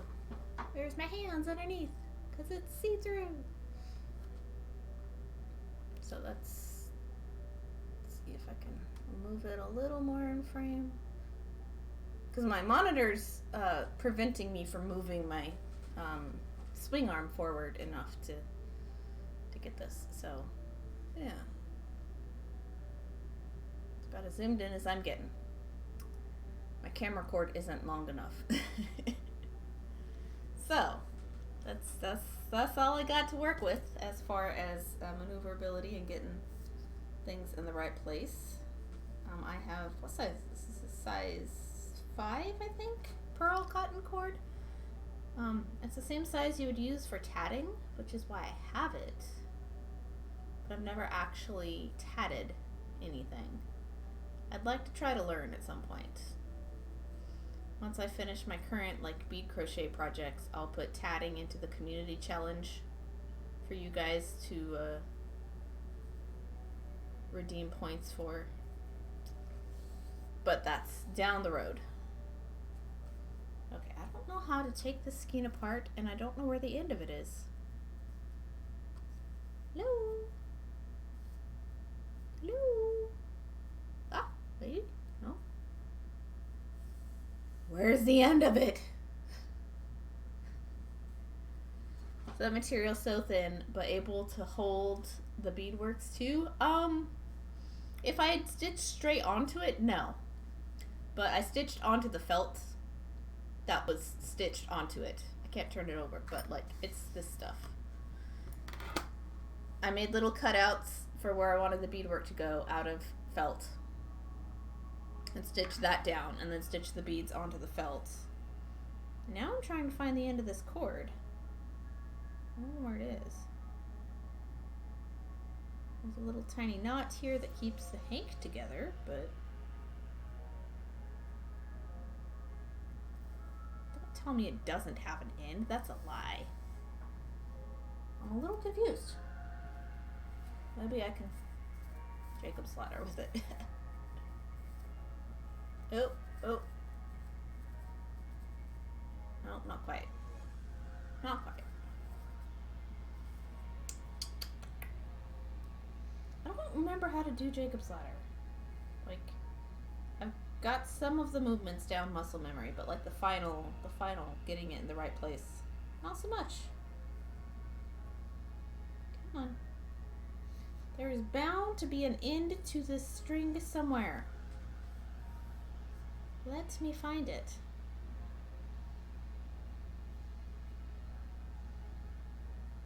I wouldn't think it'd be this hard. It's such a thick cord. Come on. Where are you at? Maybe it's just made in a rope. I don't know. Come on. They don't like me. It's not my friend. It's a variegated pink, which will make a nice effect once I get it all stitched down, but come on. Where's the end of this? You can tell that I've never started a brand new hank of pearl cotton before, can't you? Well, let's at least cut away the little bit that ties it all together here. Aha! That is the end. Okay. Was not sure. I was watching Quirky. Her work holds up well. Yeah. Those are fully felted, backed pieces of work. Okay.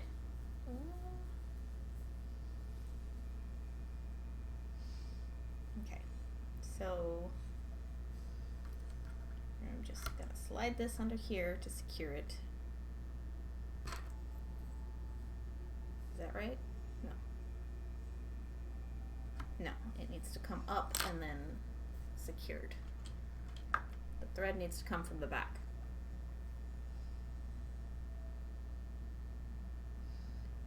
But I want to leave a tail thread. I'm just gonna drop that on the ground. Make it a little easier to pull. Where do I want to start? I want to start here.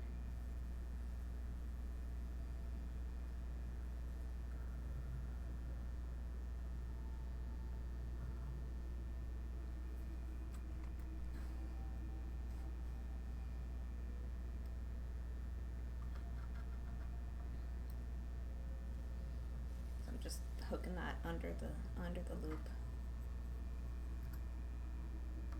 pink.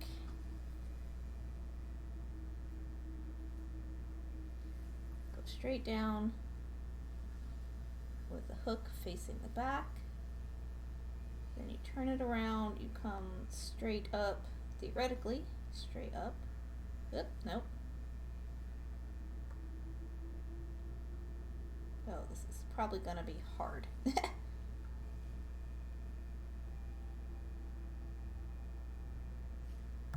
go straight down. You hook the thread around the hook, turn it to 180. Comes, oh, nope, that didn't work. Oh, you guys can't see a thing I'm doing. Lovely. I can't either. We're in it together. Okay, this is gonna suck. It's gonna suck. Okay, so maybe let's start in a different place so you guys can kind of see. Or, yeah, this might get in the way a little, but. What? Let's come back out this way. Look at that weird angle. I can do weird ass angles. Okay, maybe that will help. I think it'd work better if I came towards myself. So let me get my needle again. Sorry for the camera in the frame, but it is what it is.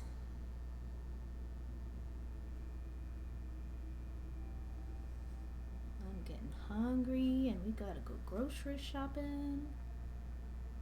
Okay, so I'm gonna start up here instead. Come on, get that tail thread through. Come here, pincushion. Secure this off to the side. There we go. Let's see if I can do this again. You might be able to see better. Okay. Put the hook straight down through the fabric. I'm gonna just make a big ass hole. And you're supposed to like wrap the thread around from underneath and catch the hook.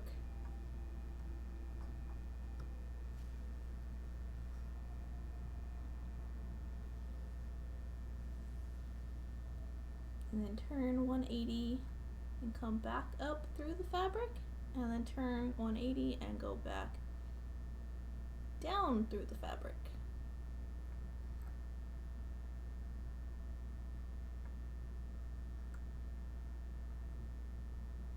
Ah, nope. Can't do nothing. I can't see shit.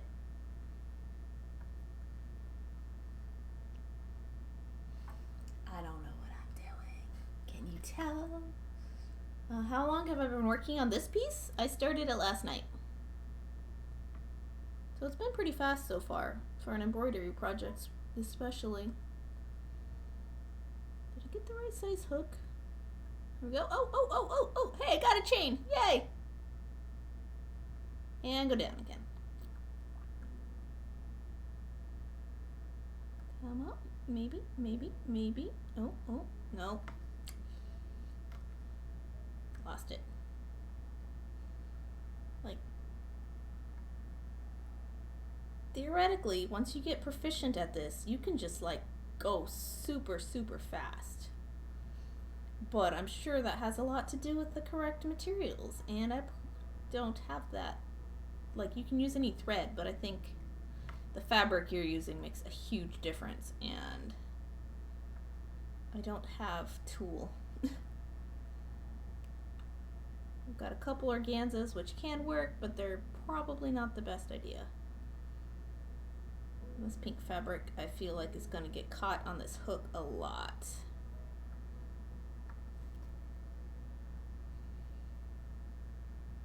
Because I'm getting caught on it a lot. Okay. Let's try this again. Okay. Before I try to catch anything, let's try to make a ginormo hole here.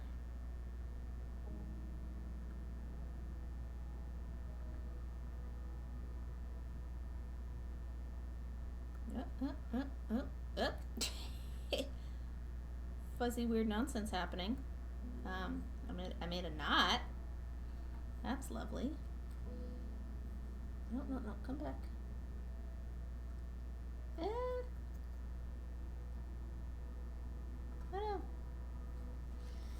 Because it looks like such a nice, lovely stitch. I'm saying, you fast. I am not fast, dude. Oh, yeah, as far as the bead embroidery goes, yeah.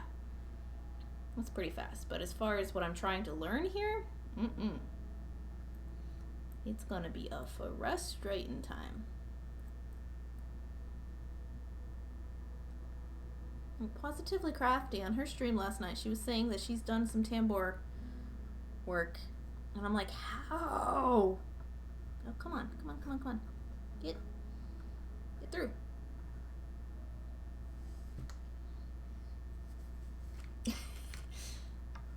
I want the chain stitch. Gimme. Give me the loop.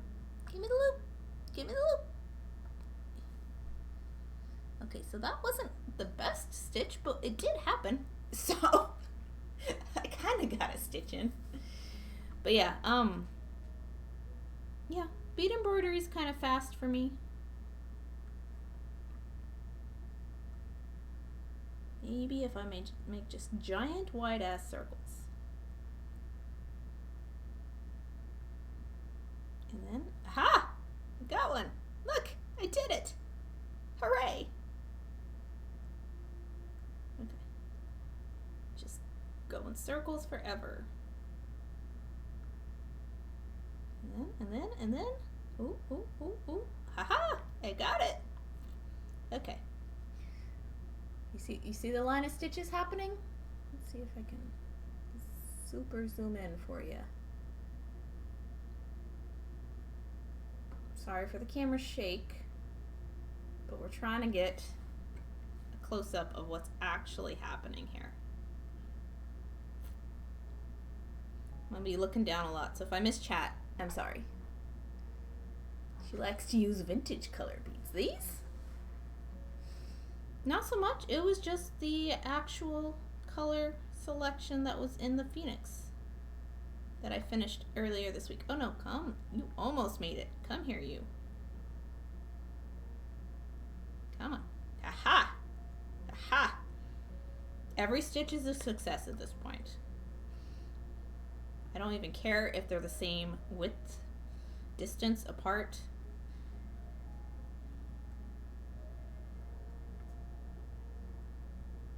Come on. It's getting it back through the fabric that's a tricky bit because it's such a tricky fabric.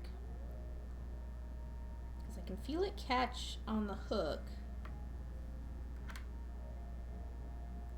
Come on. Ah. And so look at this hook, guys. It's like a needle with a crochet hook in the end. Then Myra created. Hello and welcome. How are you doing? But yeah, I'm using a tambour hook. This one is, what millimeter is this? I have lost the measurements. I'm gonna guess a 1 millimeter tambour. I've got probably 0.75 and 1.5 as well. Hello, friend. Hello. How are you doing today, Myra? Hello and welcome. I am attempting to tambour embroidery some stitches on here. Just chain stitches. It's like crocheting flat onto fabric, but more annoying.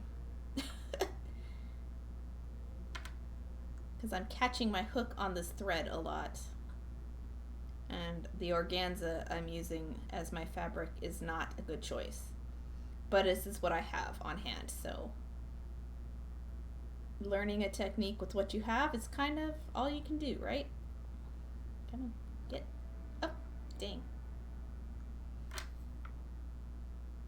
Come here. Come here, you. But yeah, it's like slip stitching crochet flat onto a piece of fabric. That's what it's like. I like it. It's interesting. Just very, very tedious. Lol. Attempting, you doing it. I'm still calling this attempting.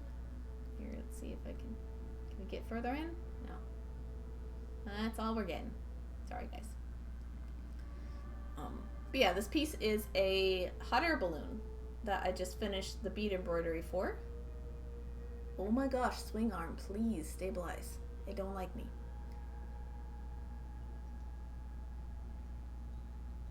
And that's as clear as we're getting. Looks great, so fun. Ooh. Oh, oh, oh, oh, if I could get it to go fast, I think it would be fun. We're not there yet, but we're getting closer.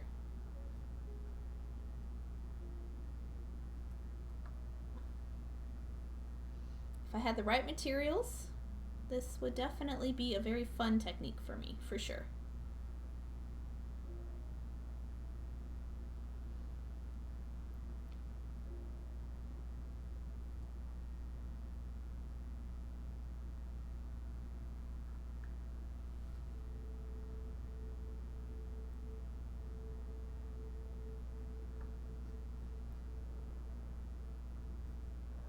I'm trying to widen the hole every time I go down just to make it easier to come up through.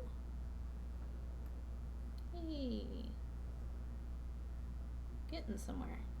Getting somewhere, getting somewhere.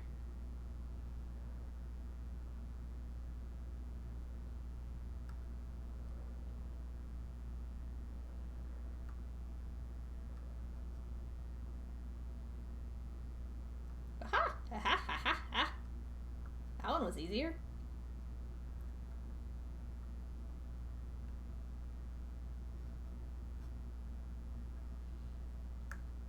Dude, I'm very glad I bought the bench pin that I did, because I can use the clamp for it for this. This is great. I'm gonna have to move this hoop here in a second though, so you guys can see. Or let's see if I can move it up. Forward. Forward. There we go. That's better. Don't have to move it just yet then. That line looks decently clean too. Keep it up. It's a size 15 millimeters. So tiny. Oh, like size 15 beads? Yeah. But yeah, it's a nice clean line. Surprisingly. Like, I don't know what I'm doing, so I'm pretty impressed that that's actually doing okay. Sorry, you see the top of my head a lot as I, like, don't know how to mess with this. Come on. Ha ha ha ha. Ha ha. Didn't snag that time.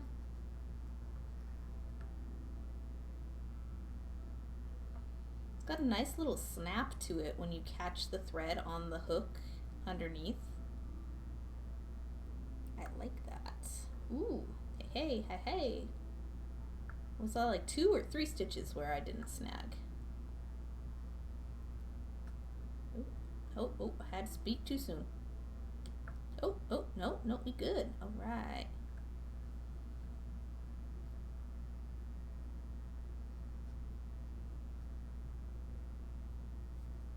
Come on, come on, come on, come on. Oh, oh, no, no. Oh, we stuck. Stuck. Ah, no. Let go. Let go, my ego. It's like I'm splicing the thread with the hook itself sometimes. That's weird. Okay. I like it though. It's fun. You work like a beaded surgeon with that tool. If you say so, Ra. If you say so.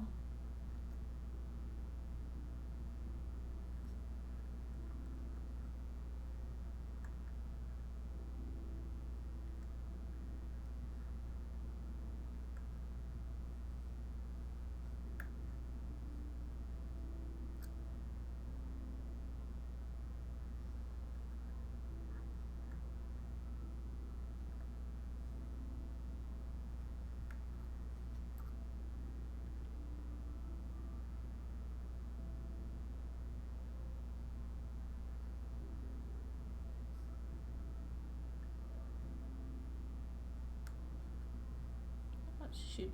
It's stuck. Too tight. Alright.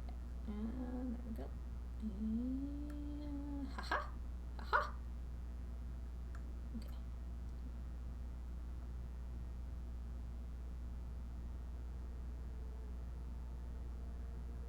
I wonder if maybe I could go up to the bigger hook. Well, that's pretty nice though. I'd show you like sideways, but I can't quite get that. But yeah, how is everybody doing? I'm gonna take a little bit of a break and stretch.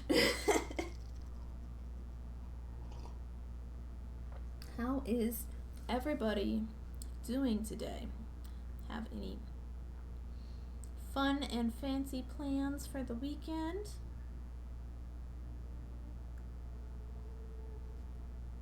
Oh shoot, come on. Aha!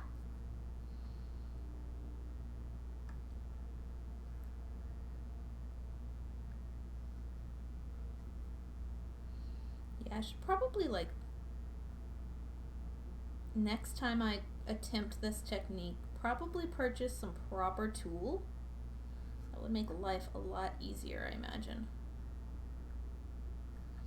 But this is the same technique that people use for like the beading on like runway dresses and like bridal dresses, and if you watch any of those beaders, they're so freaking fast. And it's not just beads, it's, you know, just random different types and styles of thread as well as work.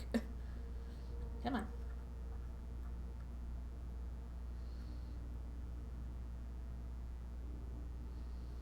And it's just super cool. And I want to get better at it.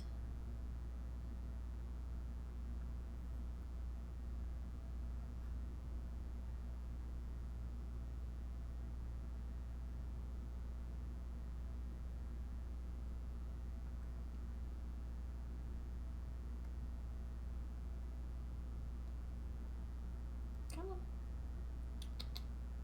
That stitch is too tight.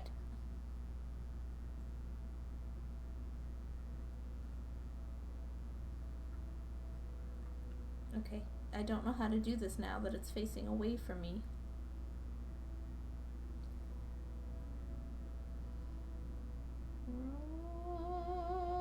Nope. Nope. Nope. Did I do something? I don't know what I did. I think I just made a knot. Shoot. No. Shoot. Now it's stuck on there. Ah! Lego Mago! Okay. I think I need my needle to sort out where the loop is here. Aha. Okay. There's the loop.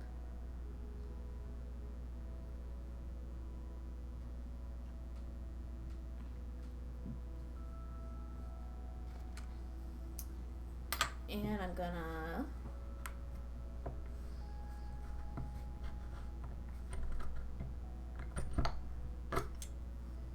rotate this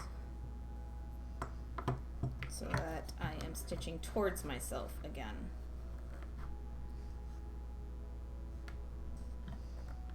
Give me a second to change camera angle too in a little bit. This is gonna be a little bit of a time-consuming piece. The beadwork was the easy part, guys. Okay, let me move this. There we go. There was a native craft festival here 2 days, and you saw lots of beadwork displays. Ooh, fancy. That's amazing. I don't have any festivals, no powwows, nothing near me. The last time I even saw a beader in person, like, it's probably been years. Like, there are people in this town who have tried beadwork a time or two, but never really got into it. Like, I haven't met anybody who's been into beadwork here in quite a while.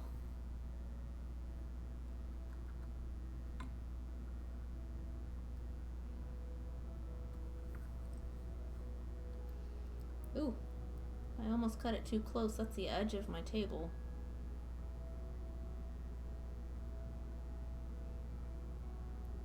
There we go. Camera? Behave. You got this.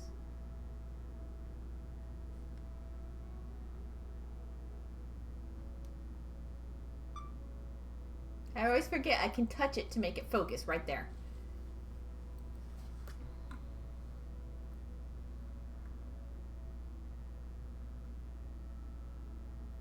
I love my camera. But I'm still new to using it, so come on. Be nice.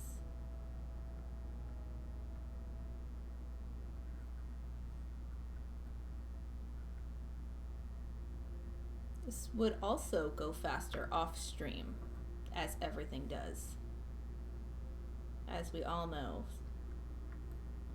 things take like 4 times as long on stream.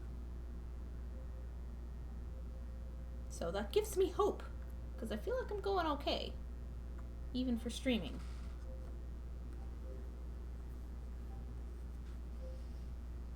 But yeah, it'll get different shades of pink as the thread goes along, because it's a variegated thread.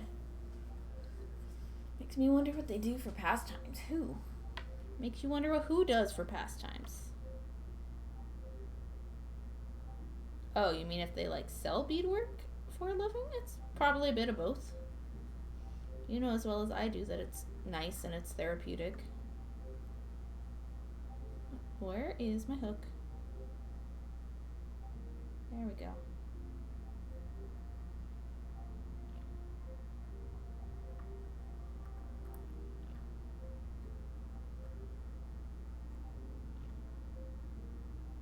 Yep.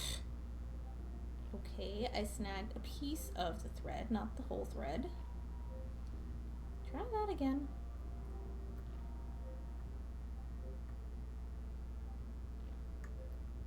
Oh fuck. Okay. Redo.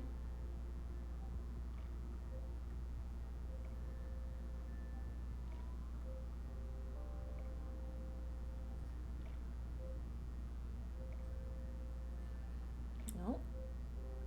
Ha! Got it.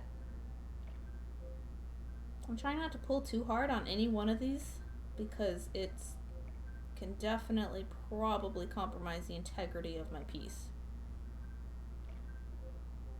If I do. There we go.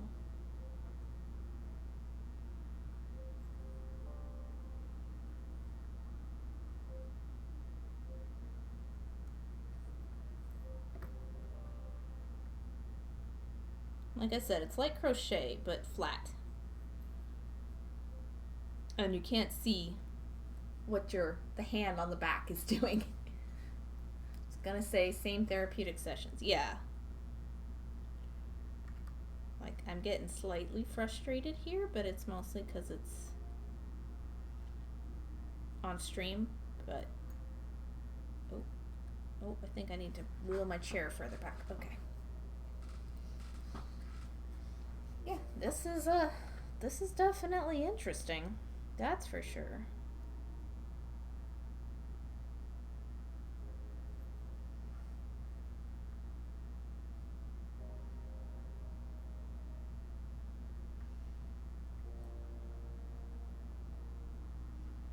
But it doesn't seem too difficult. Concept-wise, actually, it's fairly simple. Execution, a little tedious, but like I said, I know I don't have ideal materials. You can use whatever, but I know I don't have ideal materials. But this piece of fabric has been in this hoop for like 6 months. I was gonna make a star originally,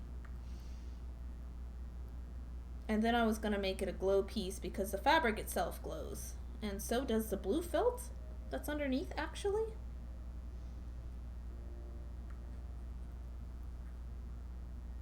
But then when I felt like making the hot air balloon and this was already up and the color was a decent match for the Phoenix bead suit, that's what happened. Just combined a few of my possible ideas together, and here's this piece.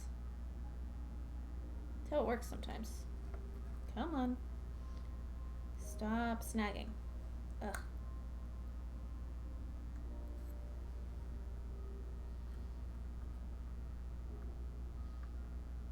This was easier with DMC. The pearl cotton's a little fuzzier, I suppose. You use many different sizes there too. I did. There's a lot of different sizes of beads, a lot of different materials. The Phoenix itself only had the seed beads in it, but I used the bigger beads to add texture and interest to the piece.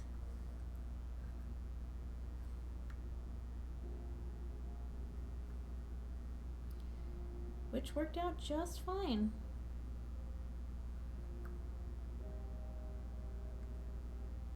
Hey, I think I'm getting somewhere, and you can't see anymore. Okay, let me change. Doop.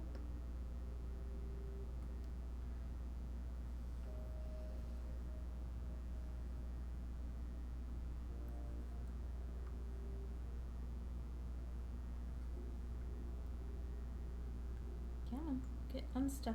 Okay.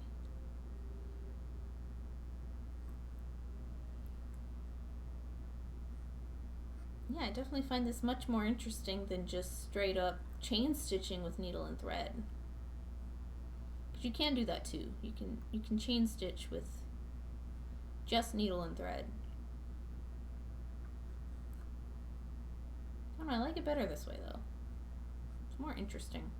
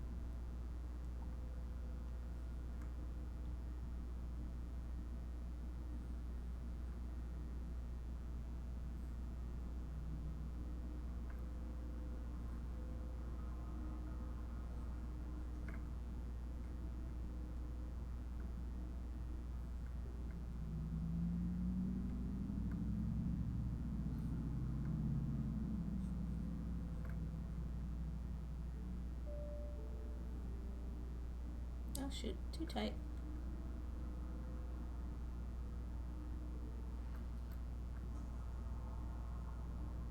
Sorry if you guys can hear the lawnmower. I don't know why the neighbors are mowing the lawn. Like, the grass is dormant and his yard has looked nice up until now. But it's that time of year here where it's final mow of the season.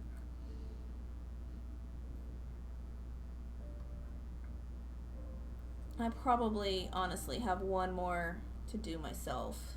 I thought I was done, but some of the grass in the front has decided no, it still wants to be a little bit active, so I suppose that's a thing. Much to my displeasure. My yard is big and I don't like mowing it, and it's in the 90s this week again. Shouldn't be, but it is. Snag always gets me hard. Raw. Had a Twitchy notification about changing stream keys. I wonder if I had anything to do with Twitchy being hacked recently. Oh yeah, I changed my stream key and I'd forgotten I did it. And so right before stream I was like, no, why can't I connect? So I had to find it and paste it into Streamlabs. Queen, this is so pretty. Thank you. I love the color combo. I always have. I was much more excited to actually finish the Phoenix once I realized I was super close to being able to use the bead soup for other things. Because I've always planned on making just a set of jewelry with these colors in the end. Oh, come on. Pull through. There we go. Okay. Make the loop pretty big so I don't lose it. But yeah, I made teardrop earrings too. Ta-da! Aren't they pretty? They're big guys. They're huge. And the other guys are even bigger. The little beaded tiles. And they are mega huge. Honkers. But I made those with the same colors. And I'll just be using up the bead soup and trying. This will be my goal for a crafty day in, which will be Thanksgiving weekend.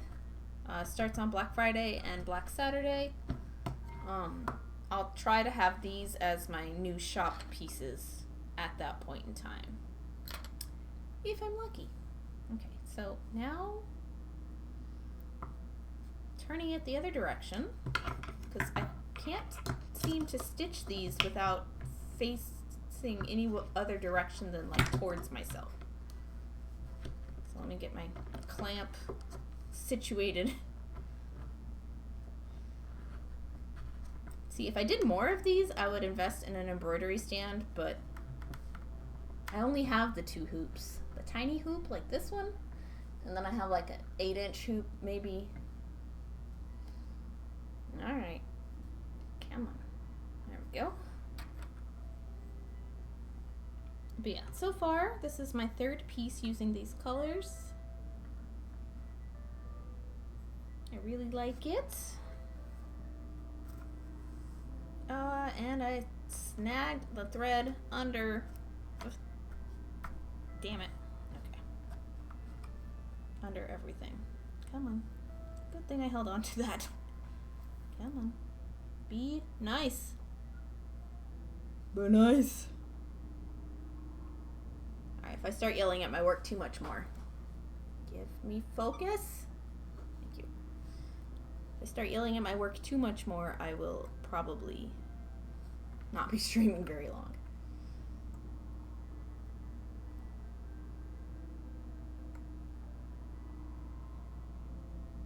Yay, I made one whole round of this little section here. Hooray!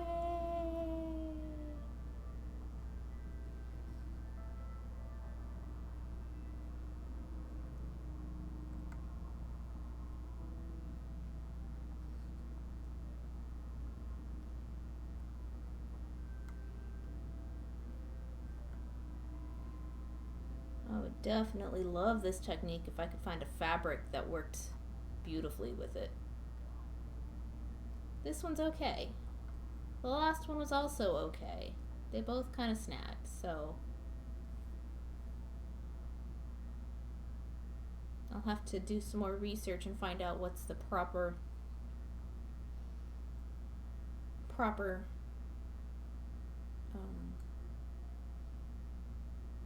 thing to use. Okay. Oh, I snagged the fabric into one of my stitches from earlier. That's not good. It's whatever, but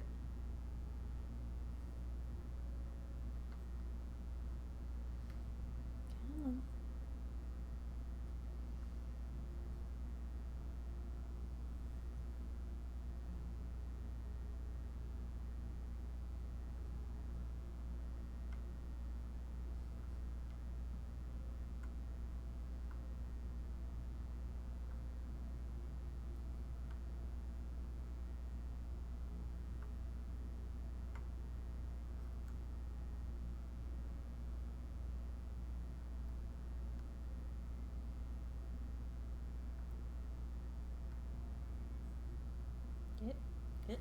Come on.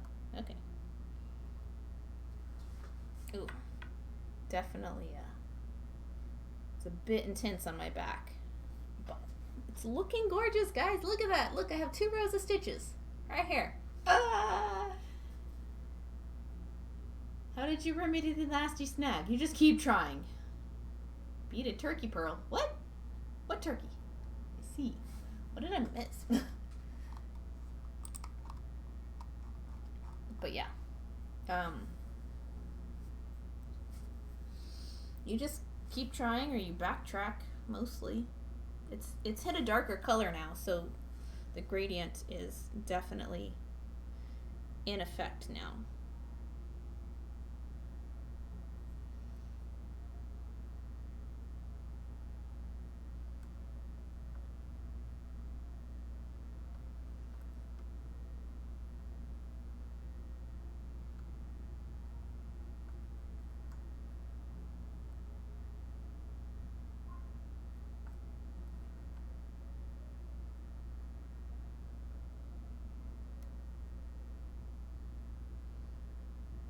Oh shit. Now I'm stuck. Come on.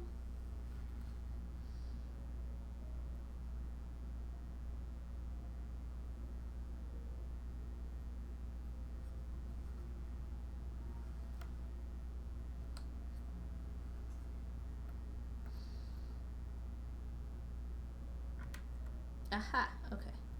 Jeez. Some of these are trickier than others. The stitches. Like you think you have a rhythm going and then you just like suddenly get stuck.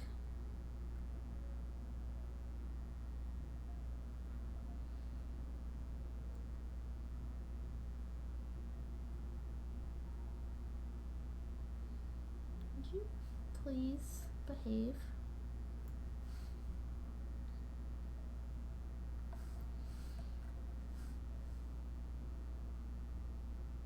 Okay, I'm gonna change to my bigger hook. Maybe that'll help. And what you do is you just unscrew it with the little nut. And it comes with a 3-pack.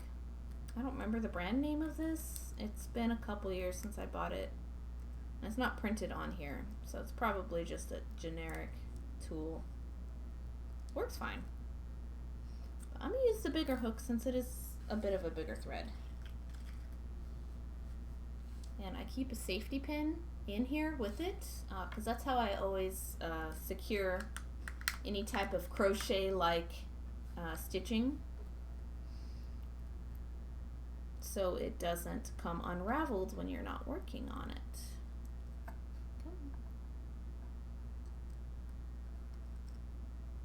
Man, I unscrewed this all the way. How did that happen? Alright, you screw your nut back in. You want to make sure the hook and the knob are facing the same direction. There we go.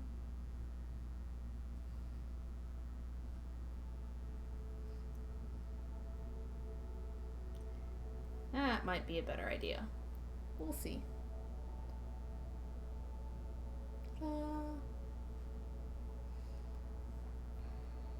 I hope so.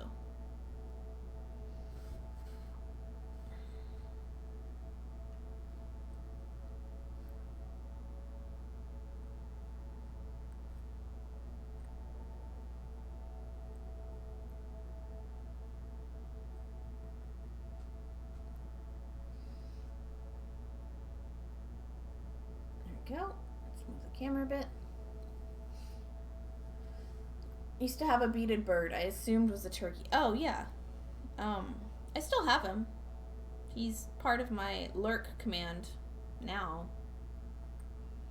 I don't remember how long that one took me. I made it for Thanksgiving a few years back. Nobody loved him as much as I do, so he still hasn't sold yet, but he's still for sale. And yeah, that was an embroidered piece as well.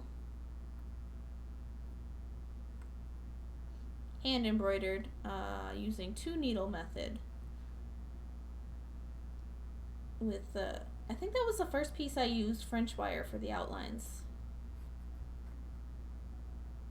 Come on. Ugh. Get through. Aha!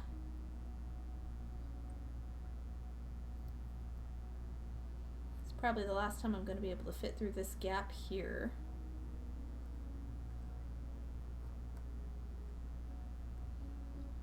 I'm going to have to cut the bit that snagged.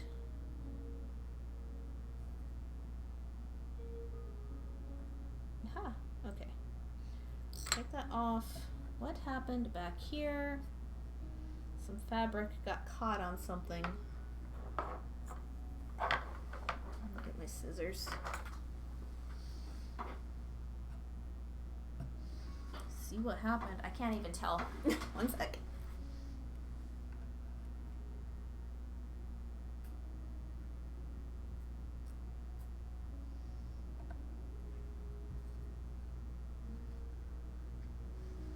Yeah, some of the fibers got caught. I had to snip them. Snip, snip, snip. Okay, let's try this again. Keep going.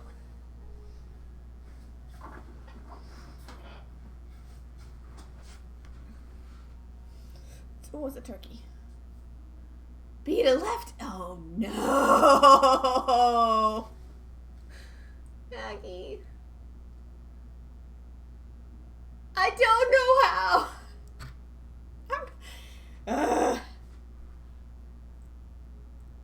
Okay, that's just cruel.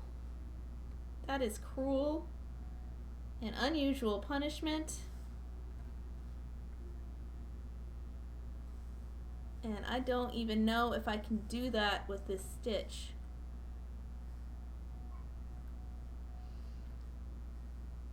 Look at you being so mean to me.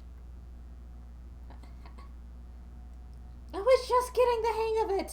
Now you're gonna make me do it left-handed.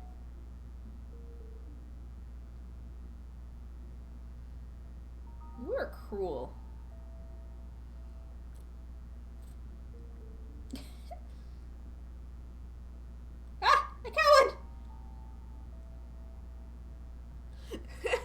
Lefty. No, I'm not left-handed. I have a point redemption for you guys to try to make me do something left-handed for a few minutes. I don't remember how many minutes it says, but oh my gosh. I am not a lefty. Ah! I got one!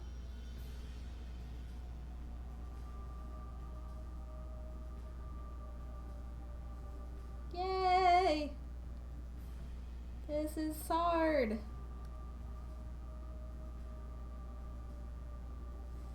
Please don't tell me I'm doing this better left-handed than I was right-handed. That's torture. Come on.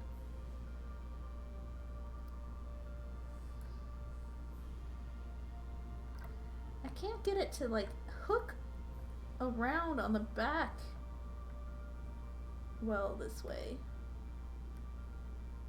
Oh, I'm doing it better because the hook is better. Because I did get the bigger hook. That's why. Okay. That makes a difference. Lefty or not.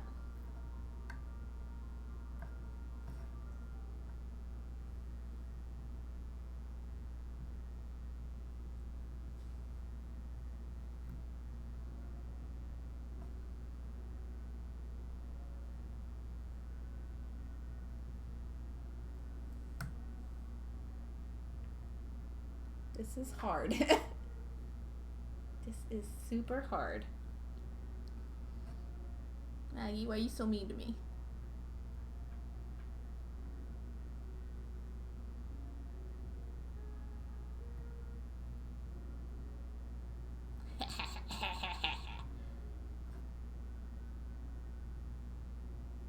Okay, the bigger hook made a huge difference. If I can do that left-handed, like that whole amount right there. From here to here. Oh, look, you can see the difference in, oh man, from my angle, you can see the difference in pinks. Maybe not so much on camera yet. BP, remember it for 5 to 10 minutes. When did I start? Okay,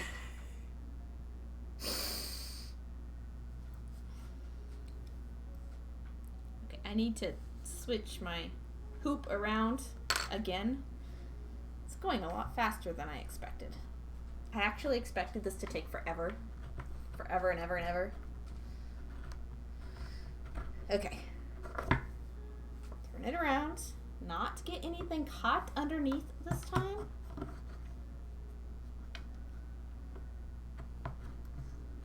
This clamp is great. Totally worth it. I'm so glad I got rid of my old bench pen. Okay. Oh. Find out where I am.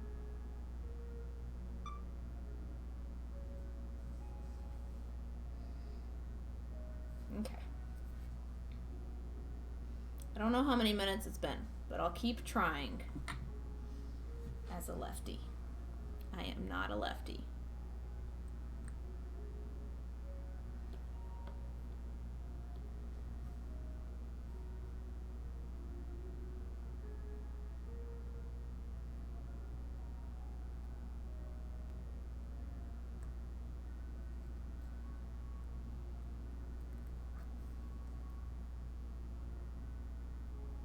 Shit, come on. Aha! Oh, no, dang. Ah. Snagged in my own needle.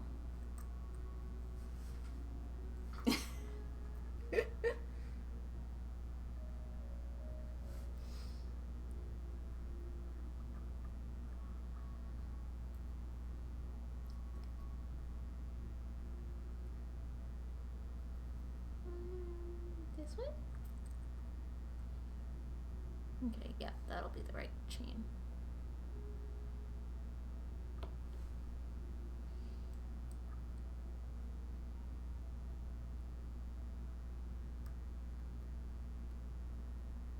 But if I spend enough time doing this left-handed, I'll really appreciate it right-handed when I can go back to that. This way, I think.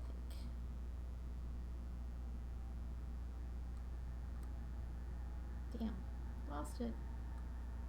No, no, no, no, no, no, no, no, no, no, no, no, no, no. Come on. This sucks. Can I stop now? I'm gonna lurk. Hi, Lilo. Hope you're having a good day. I'm trying to bead left-handed on a technique I've never learned before. So, like, well, I've only done once before. So it's an interesting day. No. Okay.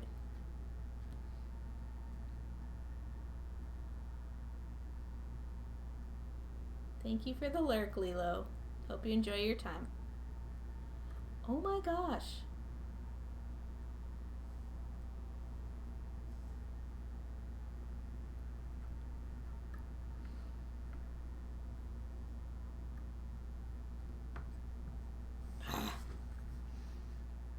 Okay. I'm having a time. I can't do it. I'm done. I tried. Or I can't get this stitch for whatever reason. And I don't want to ruin it anymore, so like if I keep going left-handed, then I will tear a ginormo hole in this, and I don't want to do that. So I rounded a corner. I think that's pretty good. I'm a lefty. You are? I didn't know that.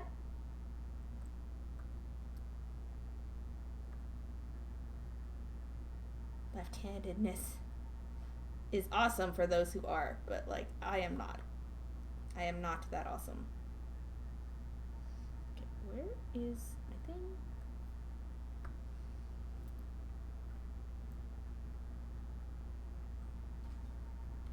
I'm glad I've been bead crocheting enough lately that this doesn't actually terribly suck. I always find that it's the fabric, so next time I do tambour, I'm just gonna go to the store and I'm gonna buy some cheap ass tulle. Come on.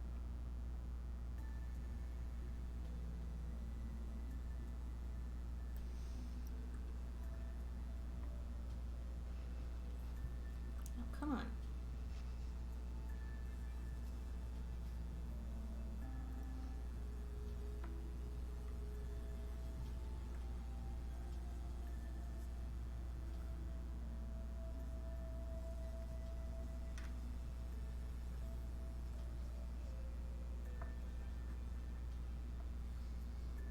Oh shit, now I'm stuck again. This sucks. Josh is a lefty? I didn't know that. Huh. How you tell which line to hook, especially underneath? You have to do it mostly by feel. Like, you can see through a little bit in some places.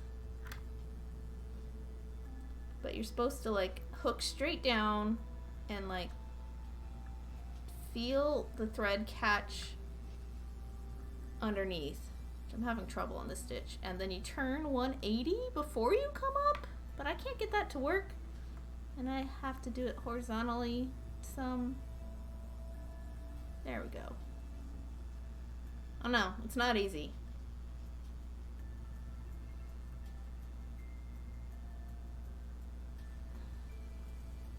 Some stitches are easier than others, and I don't know why.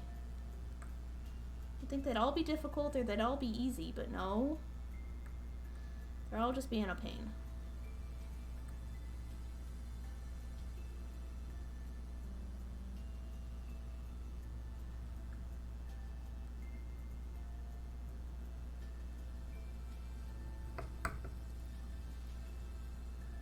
Oh shoot, look at that gap. Oh well. I'll either do well or I'll do what I can. And I think it's gonna be I'll do what I can kind of project. Oh, no.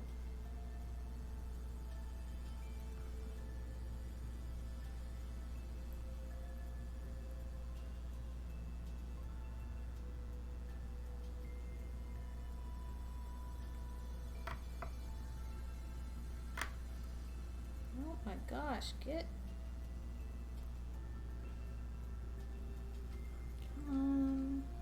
Oh, I'm getting mad now. No, no, no, no, no, no, no, no, no, no.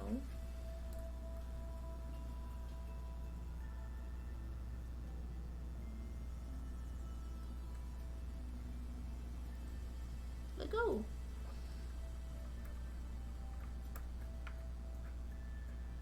I know that it's caught on the fabric. I know. I'm sorry. Thank you. Jeez, okay. I had to apologize. Sorry, I'm just gonna zoom out so I don't have to keep changing the camera too much.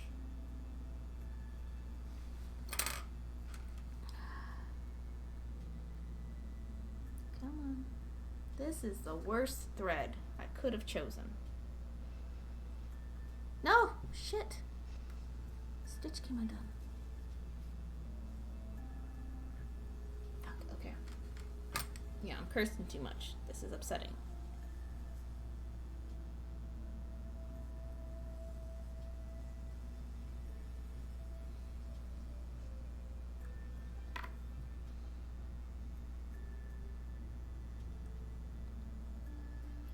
That's not where I wanted to go. I wanted to go over here. Thank you. Can I go over here?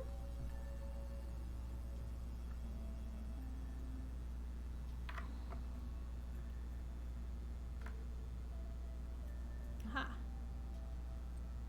Shit. Why?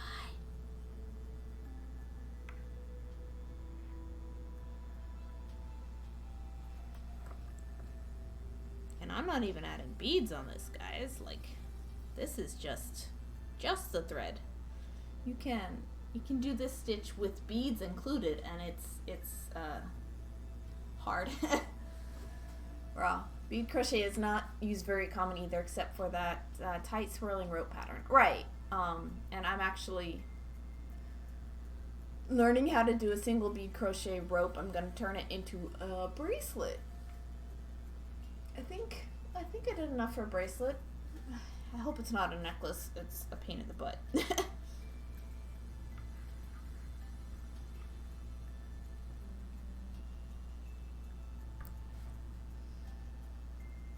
So it'll be my first single bead crochet. I've done plenty of slip stitch ropes in the past.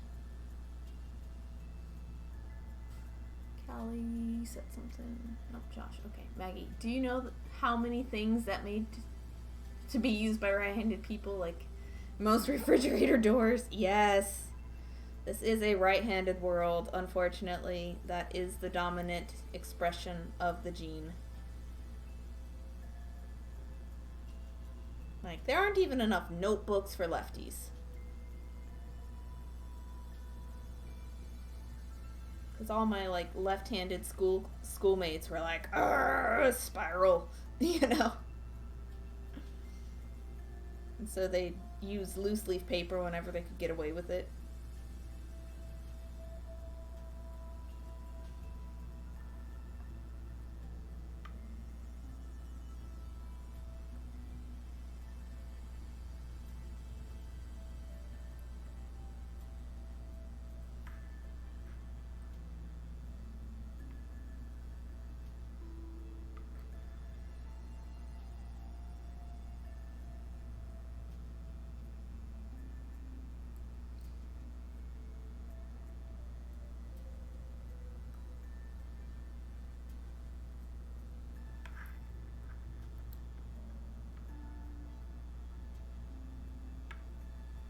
Once I get to the top of this, I think I'm good.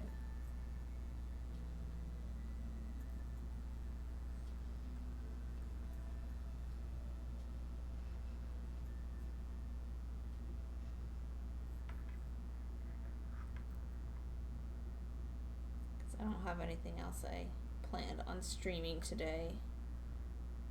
Just this, and it's frustrating me, so I think I'll probably call it quits here in a little bit. If anybody has any raid suggestions here in the near little bit of a future, let me know. Because I will definitely take them.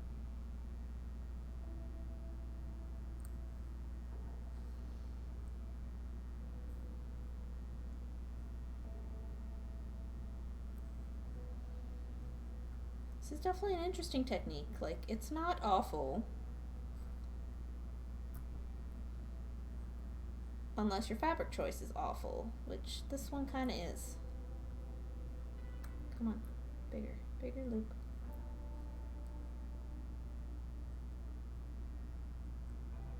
And if your tension is too tight, that makes it worse.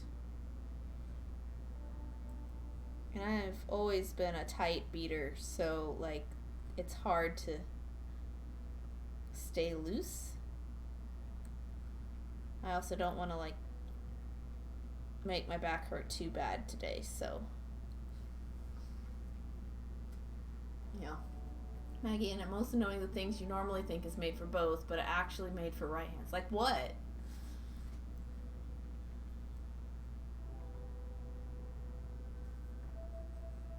All sorts of stuff. I know. I'm sorry. Oh, shit. Come on.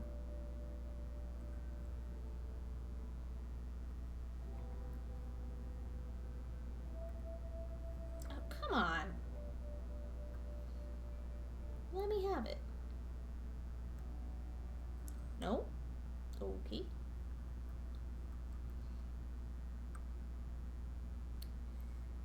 Okay, my thread choice was also bad. I can see this being an okay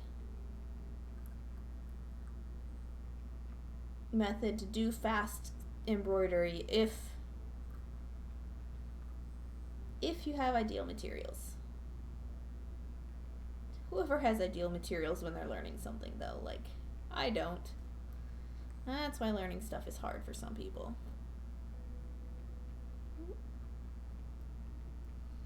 Came full circle again, looky there. Oh, almost one more stitch.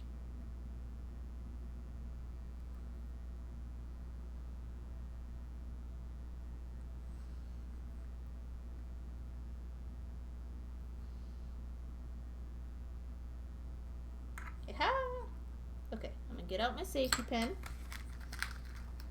And what that'll do is that will keep the thread from pulling through and ripping out my stitches so far. Safety pin. Make sure it's locked. That way, even if I pull on the thread from the back, my stitches won't come undone.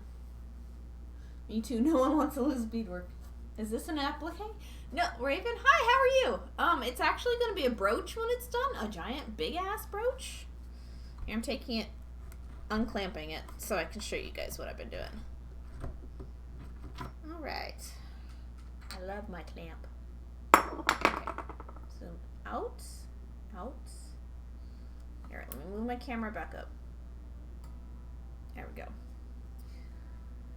There we go. So we have a couple rows of chain stitching that's been happening all along the inside of the shape.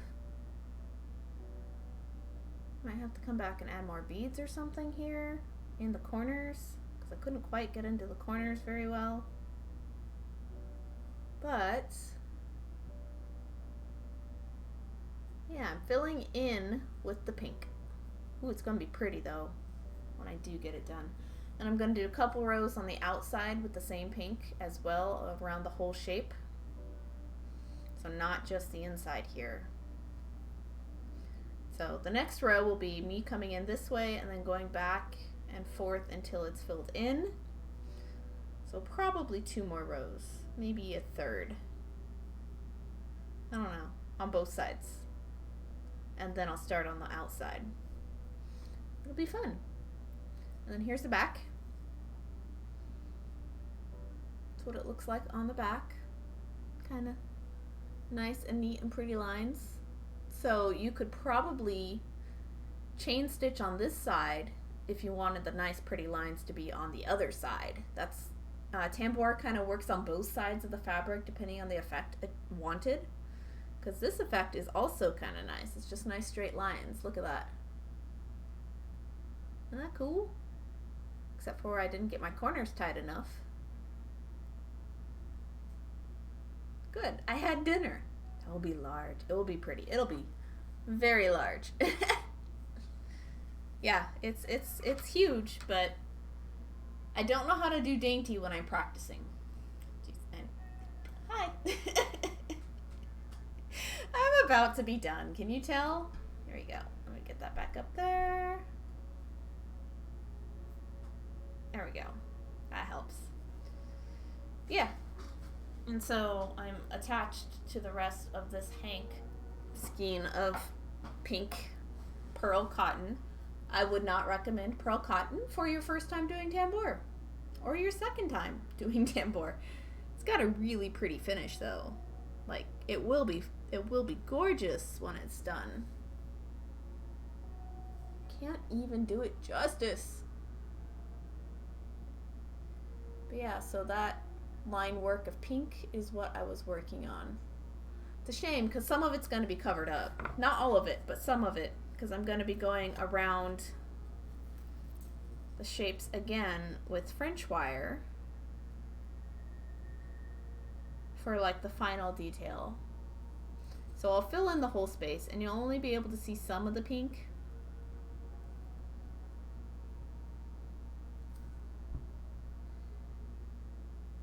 Maybe, I don't know, maybe I'll leave it. We'll see. Maybe I won't do any French wire. I'll have to wait until I get like the final look before I try to do any detail edging work with this. Which was the initial plan, but you know, plans change sometimes. So we'll see how the inside shapes up. Because it's looking like it's shaping up pretty cool. Don't know. We'll have to find out. Should make it so it can be worn as a necklace also. Oh no, that's too big for a necklace. Like, it's neat to have big ass costume jewelry brooch type things, but like giant ass necklaces have to be done a certain way. Like they just have to be much more careful in the way you go about executing them. Because otherwise you get a pond. Raw, if you can do that in less than a day, I can definitely embroider an entire mask. Yeah? And you can do it. You can do a bead bride mask for sure. I could do a beaded mask for sure. Yeah. And tambour would be a cool way to do it. Tambour embroidered mask. Ooh. Fancy. And I haven't even added beads to this. This was... Let me go find my PC view. And we can go back to, this was my first attempt. I was a little heart. This was upholstery thread for the outline. And then I had beads and DMC floss as well. added on this guy, and I edged it with brick stitch and sequins. So, you know, I like how it lends to being a little messy. Either that or my stitches aren't clean yet. I don't know. Something like that. And it was on my book for a while. And that was when was this?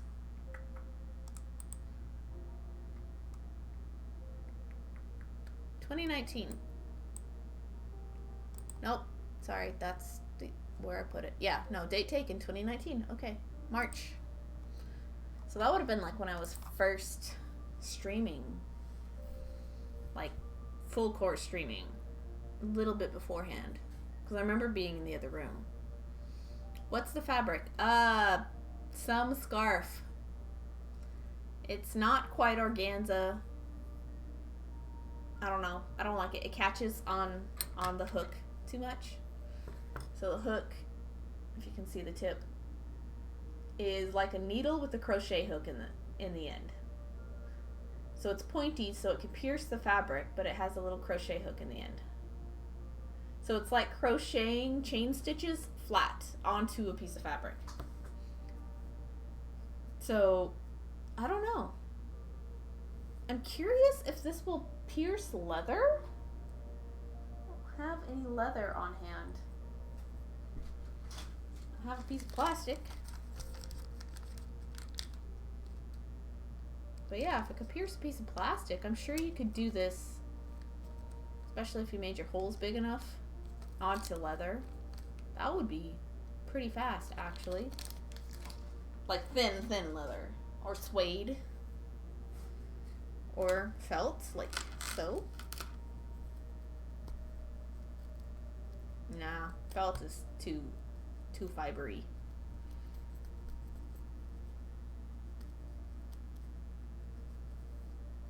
Yeah, nope, not that. Bead surgery tool for sure. I don't know. It's interesting. I stopped because I was getting a little frustrated, and I also reached a stopping point. I went around this section twice. So I'll fill in here, since that's the direction I'm going, and then I'll fill in over here. I'll probably start here and go around 2, maybe 3 times. And then make a decision on whether I want the French wire or not. Because I think it'd be nice. Just that final detailing. But it depends on what the chain stitches look like, you know? So, I don't know. No. This is an example of me just playing around and trying new techniques and seeing what works. I don't know, you tell me. Is it successful? I think it's a little bit successful.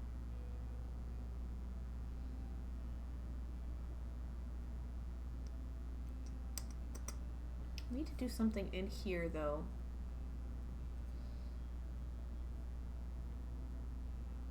Because I didn't quite catch in the corners. Wasn't quite tight enough my first pass through. My second pass through I did a lot better. But yeah. Yeah, I love that it's a mix of things. You gave up when you attempted the lefty. No, I was lefty over here, and then I came back around up here. But yeah.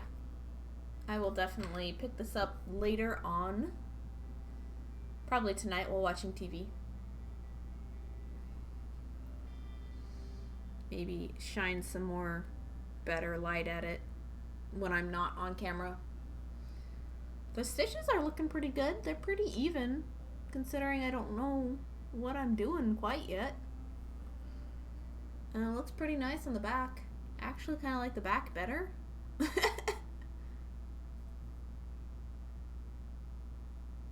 It looks like the chain stitches of Zaka embroidery, but like if you did it fast.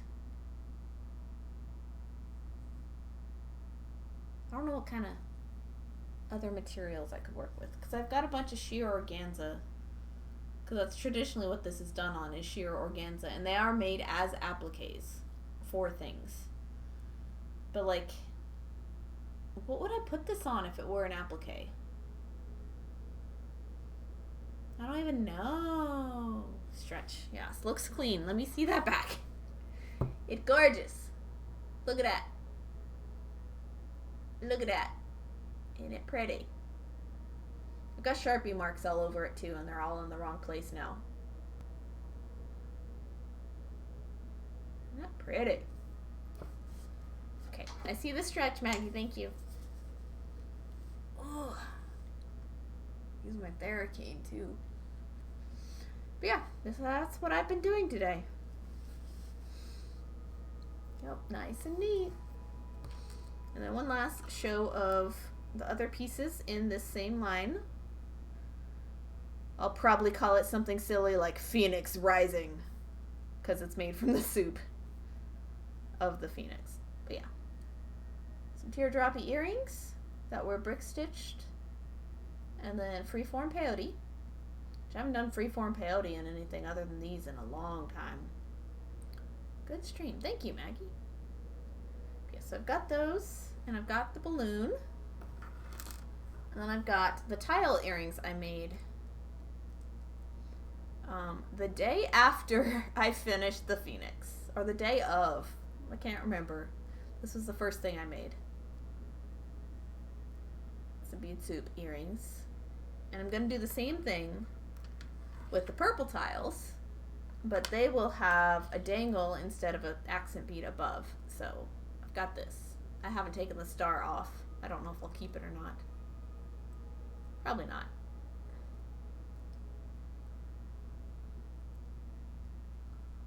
Yeah, that was from some weird bracelet I got given. Not tried freeform peyote. Did you use peyote around them, the tiles? Combination of right angle weave and peyote stitch. So you'll see here, these first 4 beads make a unit of right angle weave, and I did 32 units all the way around, because it's just so much easier for me to bezel with right angle weaves than with peyote stitch. Peyote bezels are a pain in the butt. You can do it. Right angle weave is just way more forgiving. And then off of the unit, I worked a bead in each gap, and that is peyote stitch off of a right angle weave start.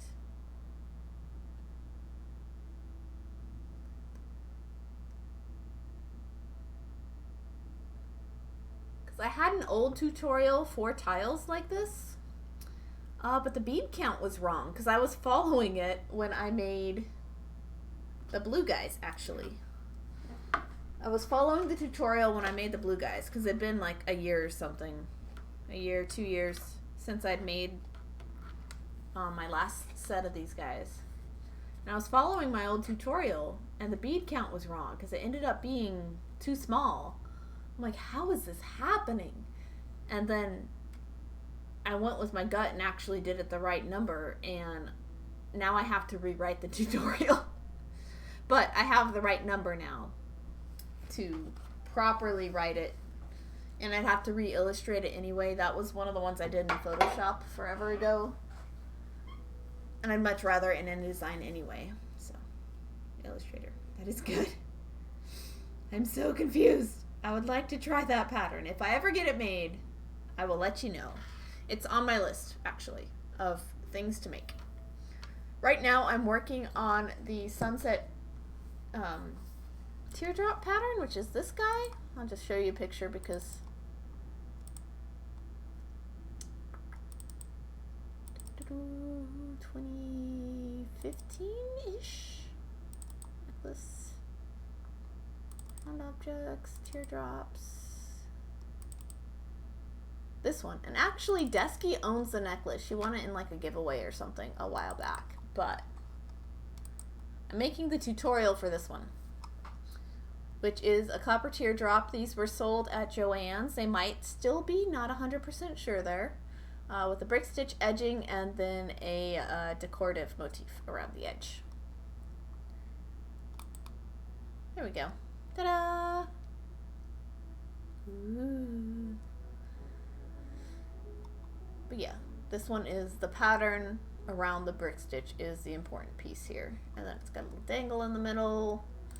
And then it's strung on some beading wire that's exposed. It's the same color red to match some of the beads. And then we have chain up to the top.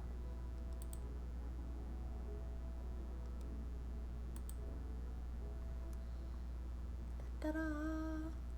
Ta-da! Yeah, so that'll be the pattern I'm working on now. I've been working on it for like a little while now, so. Was my face just flipped around in the other view? Probably. Yeah, so this was today's project. I'm good. We're like cutting stream short just a little bit, but you know, I've been working off of the adapter instead of the camera battery, so I don't get cut out after 2 hours anymore. Been live for over 3, so woohoo! Pretty cool, huh? Okay. Ooh. Also, we just have to go grocery shopping, and I'm very hungry now. Was this his plan? To make me hungry before grocery shopping? I bet it was. Anyway, let's see who's live. I don't even know who to live. Oh, shoot. Oh.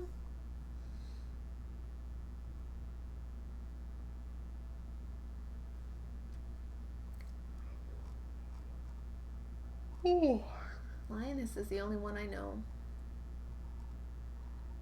I don't even know if I'm feeling like raiding, to be honest.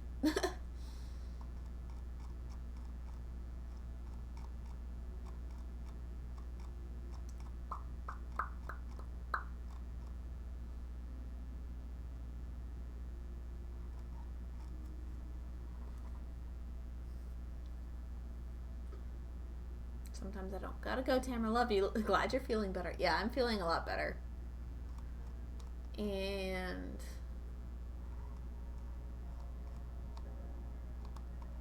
I don't know.